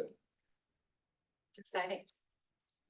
I think that figure is appropriate for the work that's being done, and I think it's excellent, we're not just hiring somebody that like does this out of their basement or something, but it is a price tag, that is a significant amount of money, and I guess for me, I'm happy to support this, and I think it's a good move. We have a lot of big projects coming up that, and I think we can learn a lot.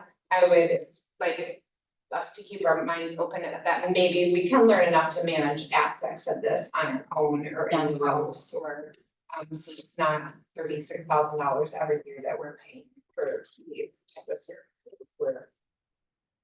And they do have a phenomenal reputation. Oh, yeah. Okay. I know, I feel the same way, I wrote that down, do we really need to spend this much money, it's a lot of money. Right. but- That's a lot. But the bottom line is we're still a township of what, 4,000? Right, so like. I see where people could question that, like, do you need a PR firm, for the size, and we're a township? So I'm happy to support this, but hope that people keep that in mind. One thing I hope that we get from this too is that you've got some established outcomes that you would like to see, and one that I think is really important because I live here. I hear stuff from people like at the gym and stuff, and they'll say, oh, you had this go on or that one. And then I'll say, that wasn't us, we're Saugatuck Township. And so I hope a firm like this, And we are ignored. distinguishes who we are. And they It kills me. I Yeah, I go to the newsstand every morning, at the New York Times. Non-sentinel headline. Ryan Cummings contract. I mean, I know, I'm. front page headline. For a town of 800 people. I know. They didn't report on But us that's, keeping you on that's kind of board. how I hear, I And mean, it's so much more Yeah. amazing. I think they will, I mean, one thing that they did that I really appreciated is they read all the comments and they're able to look at it through different eyes, so they're like, sure. oh, like what's going, we read this comment, like what's going on with the signage here, what can you, can you address this, can you, how about you angle it like this, so. They do analyze, all of the comments coming in, they take them seriously, they know which ones to kind of throw out, they know. Maybe small recommendations, or they can offer small recommendations of changes that we can make that would have a bigger impact in terms of public reception. So like, Maple Street, the condition on Maple Street was one of the things that they highlighted for us, and they helped us like through us making the improvements and then us successfully communicating that those improvements were made. So that was helpful, and I do think that the caliber of projects that we are going to take on this year warrant additional attention, and to get that attention, you do need the support of a firm that kind of knows how to navigate it, like Pine Trail Camp. I mean, attention brought to Pine Trail Camp could translate into donor dollars. Yeah. And it has been very positive. And it's been very positive, so I kind of look at it like that too, like, so it's the attention. But then it's also bringing the right kinds of people to the table, people that might be able to help with things. And I appreciate that you've clarified the value of it from, what I initially thought, and I would agree, I would agree with this, yeah. Yeah, it's I think it's necessary, I just kind of didn't. Right. If you spend any time with the comments, which generally I don't, one has to really slap me in the face. But it's really just another way of being proactive, I think. For us. And You already- steer the message a certain way and it's just, and it's hard to see it like that, where they're able to deliver it in Yeah. an objective way. Yeah. That's the hardest part, like when you're in it. To Yes. be able to get to that other side and not be defensive or or emotional or anything like that. Or Reactive. reactive or feeling helpless, like, is there, they give you all these, they're like, you know what you need to do, you need to create this like. Page on your website where you have all of this information about the roundabout, and then every time somebody, makes maybe like a negative comment or is spreading false information, we're like, thank you for your comment, like. We have this comprehensive page on our website with all this information, so there's all these strategies that we can employ to get ahead of some of the misinformation. And then we get to Yes. learn those strategies. So I think there's a lot of benefits and more than just like someone managing your social media. Oh, Yeah. God, yes. No, and we have to keep pounding, my big issue, people don't know where they live. They don't show. Or where they've just built a new building that we're not gonna. that Morning, we're Craig. making. The Facebook post today on businesses on Blue Star was on the whatnot. And the opening line, it's Monday. well, I saw it today. It was still very popular. Yeah, no, that was. Yes, that's But it opens at the very southern tip of Saugatuck Township, because everyone thinks it's in Fenville. Yeah. Because of their name address. I think we should continue doing that. When all is said and Just, done. yeah. And we, thought it- have I we thought done it- Michigan wine yet? They're not Okay, on Blue Star. But we can make it. Oh, they're next, Early. oh, right. We can make it Well, we can go, no. I'm happy with I know, that. that was the impetus. I do appreciate though that you've got Morgan involved, heavily invested in the education and learning from it. Cause I think that's gonna be an asset for us too. Yes. There were Facebook comments today, The roundabout? yeah, what do you, not the Zoom, the drone photos. Oh, I love his. But someone wrote, well, at city council yesterday, they told us that it's gonna be done by, and I was just, it rubs me the wrong. Oh, my They have nothing goodness. to do. with it. Yeah, those. It's were- not in the city, I heard that. they would claim, All right, Who would like Okay. to make a motion? I'll move to hire Secret PR to provide communication support as outlined in their proposal and place on an annual retainer to begin July 1st, 2024. And I will support that. We have a motion and support. Discussion. Yeah, I have a question. Is the agreement in here?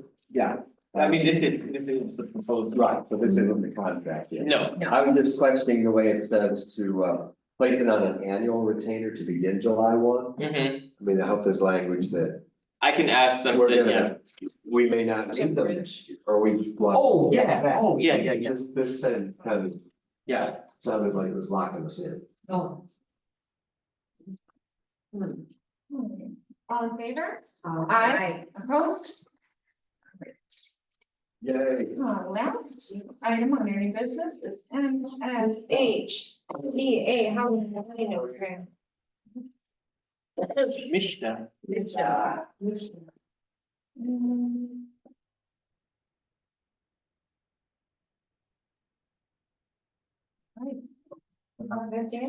so I just have to say Progressive AE, who's the consultant that's helping us with the Blue Star Highway State Street Master Planning.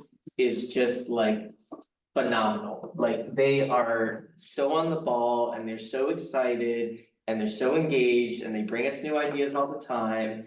And one thing that they told us, I'm trying to think what they had to scale, they scaled something back.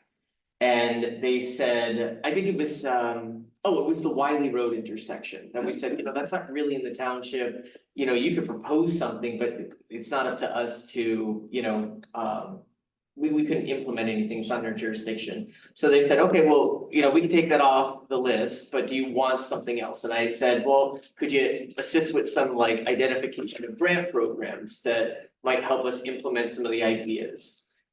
So this is kind of part of where they're filling in for the missing part of Wiley Road intersection. But they brought this to our attention that Mishta has this housing readiness grant program, and they had two buckets. One were for development ready communities, which we are not, and one for non-readiness communities, which we are. And they have about $900,000 left, and we can apply, it's a rolling grant application, and we can apply for a grant to help us look at zoning ordinances to make our ordinances more conducive for attainable housing. Now, we did part of that, but what we would be able to do, or what they're proposing with this grant application, is to do a kind of hyper focus on the Blue Star Highway corridor. And we can tie in some business development as well, looking at mixed housing developments or mixed use developments. And they would put together the grant application. I've discussed this with Lene. We'd probably save some time or some budget for Progressive to help us out. We'd save some budget for Lene to provide some support. But we did budget for something very similar to this, and it's a $10,000 budget. But essentially, we could apply for a grant with a proposal that would help us look at improving attainable housing along the Blue Star Highway corridor that integrates looking at business development as well, and get up to $50,000 without any kind of match to support it. And it's one of those things where the money is there now, and when it's gone, it's gone. That's true. So, yeah, So how much is in our budget now? $10,000, 10,000. but this would essentially cover the entire cost without having us to pay anything. Yeah. No, I was gonna ask if you could show their memo to Lene yet. Lene analyzed it and I provided their There's feedback. a lot of stuff relative to what we just did with the zoning ordinances. Yeah. I'd like to hear her, if she agreed with some of the comments. Yeah, she had really good feedback. Yeah, she had really good feedback, so she would be working in conjunction with Progressive, and then it would go to, it would go to the planning commission, but this is that kind of like really nuanced look at the Blue Star Highway corridor. Yeah. And Progressive did our meeting, our public meeting that we had, and I was really impressed. And everyone was so positive. They were. Except that we couldn't get extra money for that one voting thing, but they handed you $100 and you had to spend it. They had great exercises, they're great with people. They did a report for the public input session, it's on the website. And we did a social media post on that, and then they're still working on the report for the survey. But another thing from the survey, we put it out and I think we initially got like, I don't know, 250 responses with Less than that. less than that. Progressive was really happy with that, and then we did our little, what we learned from Seaford, then we boosted it and everything, and we ended up getting almost 500 responses. We turned it into an ad. So we paid like $10. So the results from the money thing are on the website. The results from the money thing are on the website. I thought there might be a paper report. Well, we could print one for you. Yeah, I'll talk to you about Yeah, we could. it, please.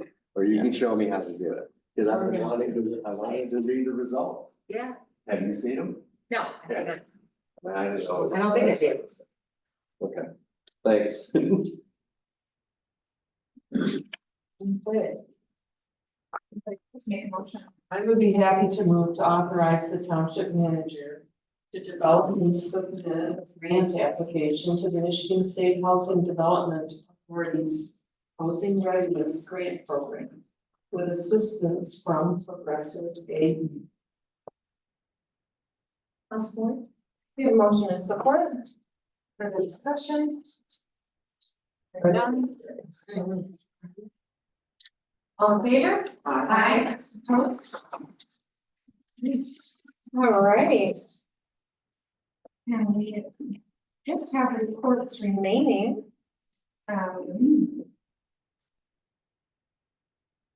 John, do you want to hit on the Sure. high? Here are the high points of the last month in the treasury. General fund bank balance as of June 1st, 1.753 million. It decreased by about $145,000 from May.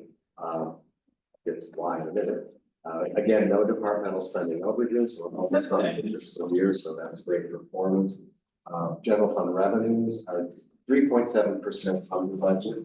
That might tighten this month. I did want to point out though, zoning permits and bank interest, those two lines are 30% over budget, so that's a good sign. And general fund expenses year to date are still running 29%, about the same as last month. The new tax year begins on July 1st. Prep is underway to have summer tax bills ready by Monday, hopefully. Again, we were held up by Saugatuck schools, getting us their village. This happens every year, and it's really frustrating. But really, all millage updates except for the schools and have been made, and imports from assessing have been completed. And we voted tonight to approve the township millage rates, which go to Winterville, so that's good. On the investment front, because we did had some activity here. Total investments value as of June 1st, I'm estimating at 5.729 million. It's up 434,000 from May. We made a couple purchases. We invested an additional $200,000 in our MyClass funds. And then we purchased a federal home loan bank bond to Dewey Davidson, also 200,000. And then on the transition front, good news today, we hired someone. I'm on board through June, as you all know. We approved that agreement last week to handle some of the taxes and the new deputy treasurer. I didn't want to name him in here because we hadn't voted yet, but Peter will join us. Hopefully, by July 1st, and maybe in a few days early, which would be great. Do we undeputize Yeah, then? yeah. I mean, do we do that formally or is it I just? think in for- July, I will submit him to Okay, vote. And I don't have to do, there's nothing I need to. No, Okay. it's treasurer the points and the board approves. Okay, So you're still there, okay. so I might need you. Don't go anywhere, right? What? No, nothing. I thought you were gonna say no. No, I got it. Planning Happy commission. for Peter. Planning commission, just two things I want to report from this is March 21st. Mhm. No, May. Yeah, May. May 21st. This is June. We're not meeting in June. Right. I'm going ahead of myself. No planning commission meeting till July, and even that's on questionable right now. Yeah. But we're gonna have to do this, elect officers, etc. So, our friend Best Buds, you might remember that name. They were approved another new marijuana retailer. They requested a 1-year extension of their previously approved special land use and site plan for the property located south of Overijs Old Lumber. We approved the extension, we'll see what happens, they've got a lot of financial issues. And then we did have a public hearing, this one, I found this one really interesting.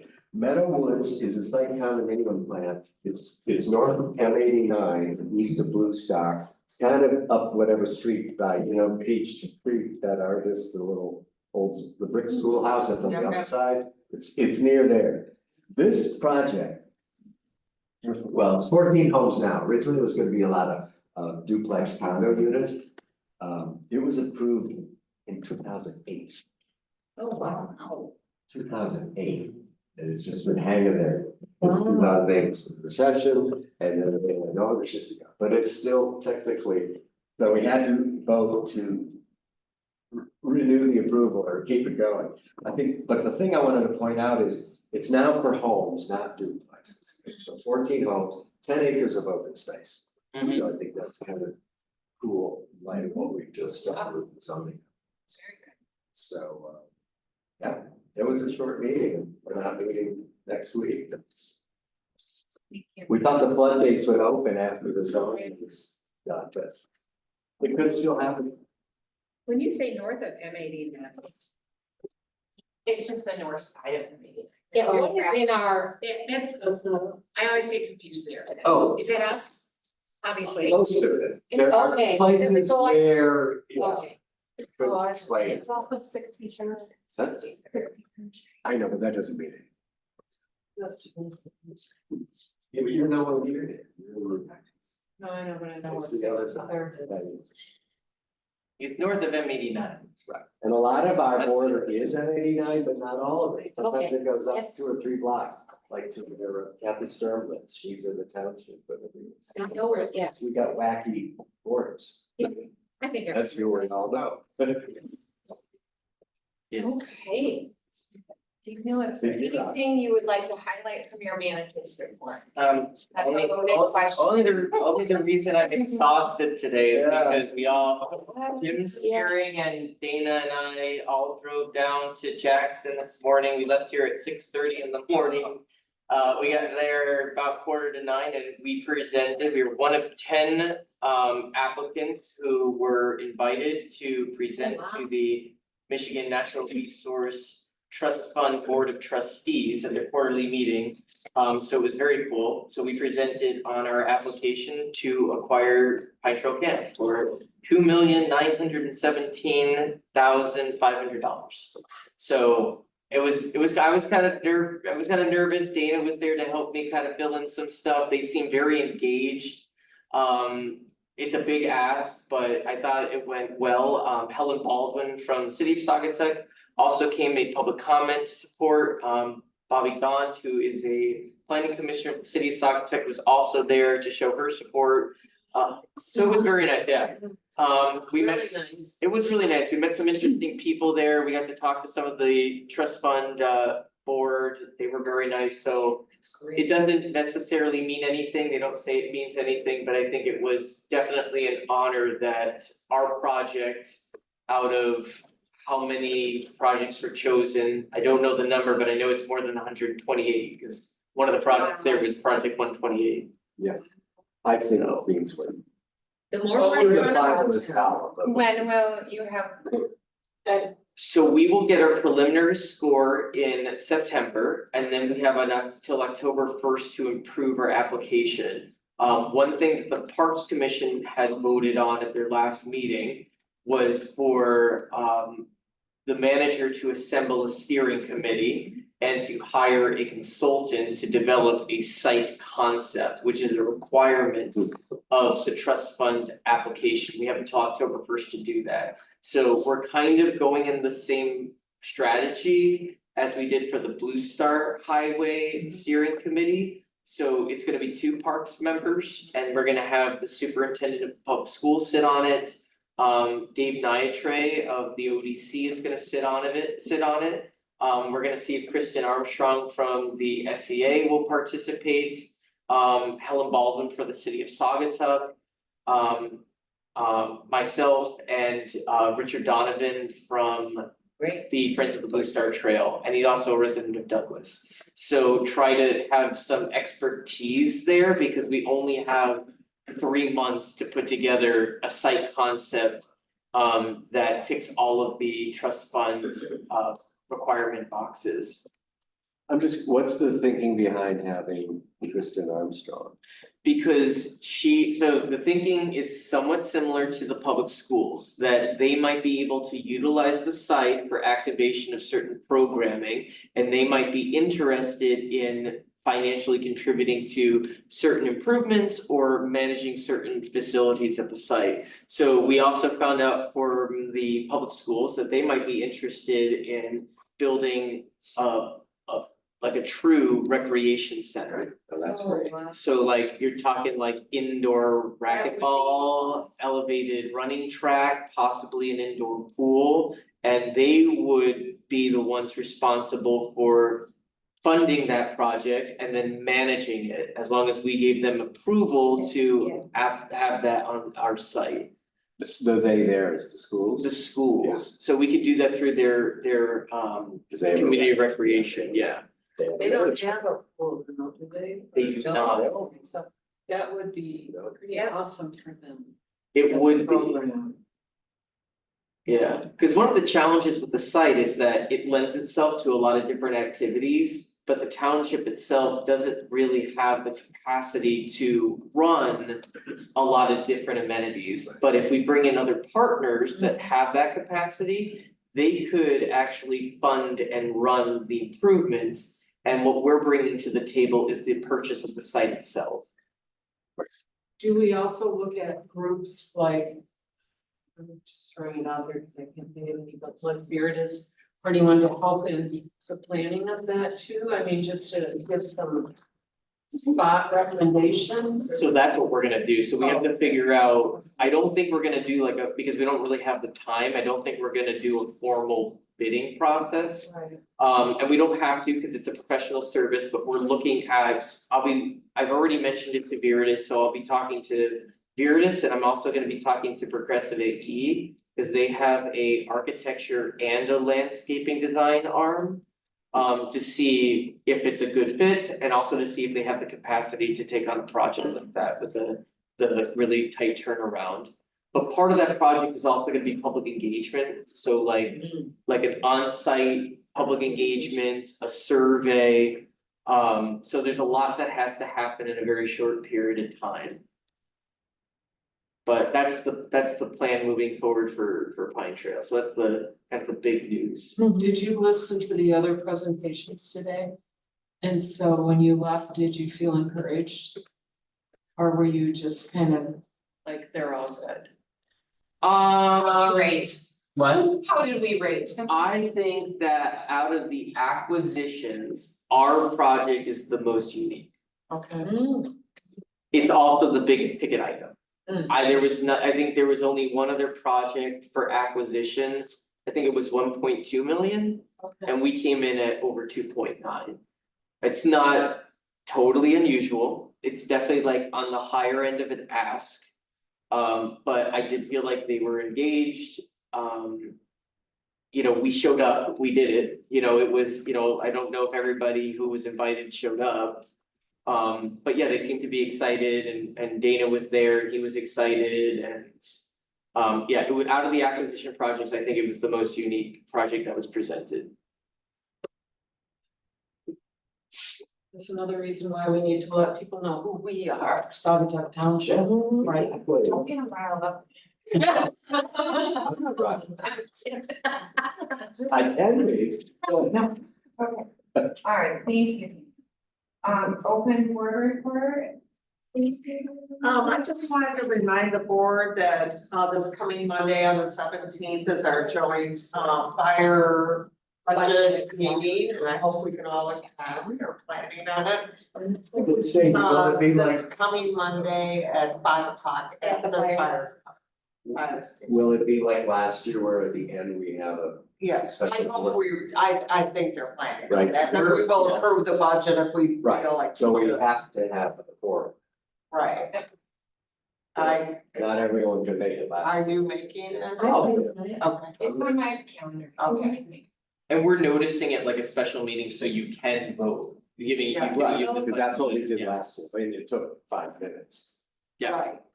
It was nice to get it approved that night, though, I think, Oh, I- especially with Yeah, the feeling of the room at that time, so, And given the history. Saugatuck and Douglas are both invited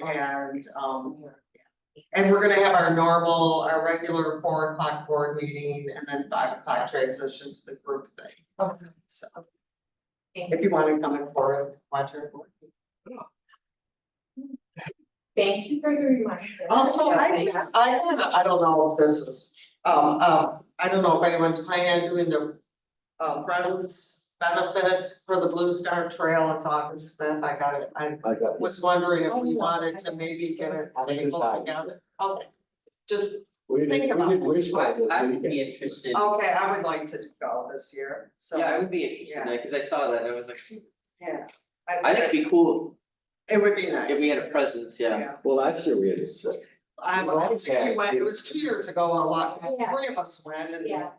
know, they acknowledged us and. Yeah, they made a big deal out of it. They were really, Yeah. and there was a personal note in the invitation from Richard Donovan. As you know, they always call out any of It's at Modalis Winery this year. Yes. Do you know? I think that's August 5th, isn't it? It's Dan? not, yeah, I think it might be August 5th, I think it's at 7, don't quote me on Yeah, that. I'm not sure. I have the invitation, I can. Yeah, surprised you're not on the list. Then- You're, And I'm a volunteer. Yeah, yeah. That's really the big part. I volunteer and do the fight. Well, that's how you get on neighborhood lists. Get one. Stacy, did you have anything? that's all. I'm saying. All right, Brenda? I think this was a great meeting. I am looking forward to moving forward. And I, just on a roads note, I don't know how many times I'm on Maple a day. I try to avoid it, but sometimes I have to. And, so I am gonna stop and take some pictures at the ground level. Pull into a driveway before you stop. Like. Now we need to. No, I'm gonna pull in somewhere. Okay, good. Talking about potholes or other things? No, the roundabout. Oh, yeah. Oh, I thought you wanted to complain about Maple. No. I almost hit a deer on Maple this afternoon. What? I Lots almost. of traffic, it was Yeah. after, we closed here, wow. Speaking of roads, I'm gonna mention this too, because I have taken the freeway occasionally to get to the south end, which is really quick, It is, but twice now, I was next to a semi. And we both seemed to be really on our toes because there was a big deer that was so confused. And doing this and all the traffic behind us stopped when we stopped. But just letting you know, the deer is, and on the freeways, it's so much worse. Because you're going so much. you're not going 25. Anyway. It's for us. We're just getting ready for, the next election, which I believe is August. I don't have it in front of me, but, so we'll be meeting as an election commission before the next board meeting. And, the only thing I have to add to that is all these training dates came out and they filled up just like this. Wow, that's good. So we're adding additional ones and, but we have plenty of election workers, really. Good, because You're not recruiting None of more, us. maybe Can't more. use us. we can't use us any of the days, No, we can't right? use Oh, it if that's we, right. but, we have a lot, we Good, really do good. have a lot, so, and we take, if people wanna participate, we do have them fill out an application. And so, you know, I don't like to discourage them, but we have a lot, Oh, good. so Good. if we can just use them even one day, I Mhm. mean, if they've gone through the training, I feel like they're really interested. Yeah. So I wanna use them. And we want them to be part of the township, right? Right. Yeah, so Have a better understanding of one of our most key functions. Yeah, I talked Bob into adding a couple of dates in July. He's really booked with it, but that's fine, we're good.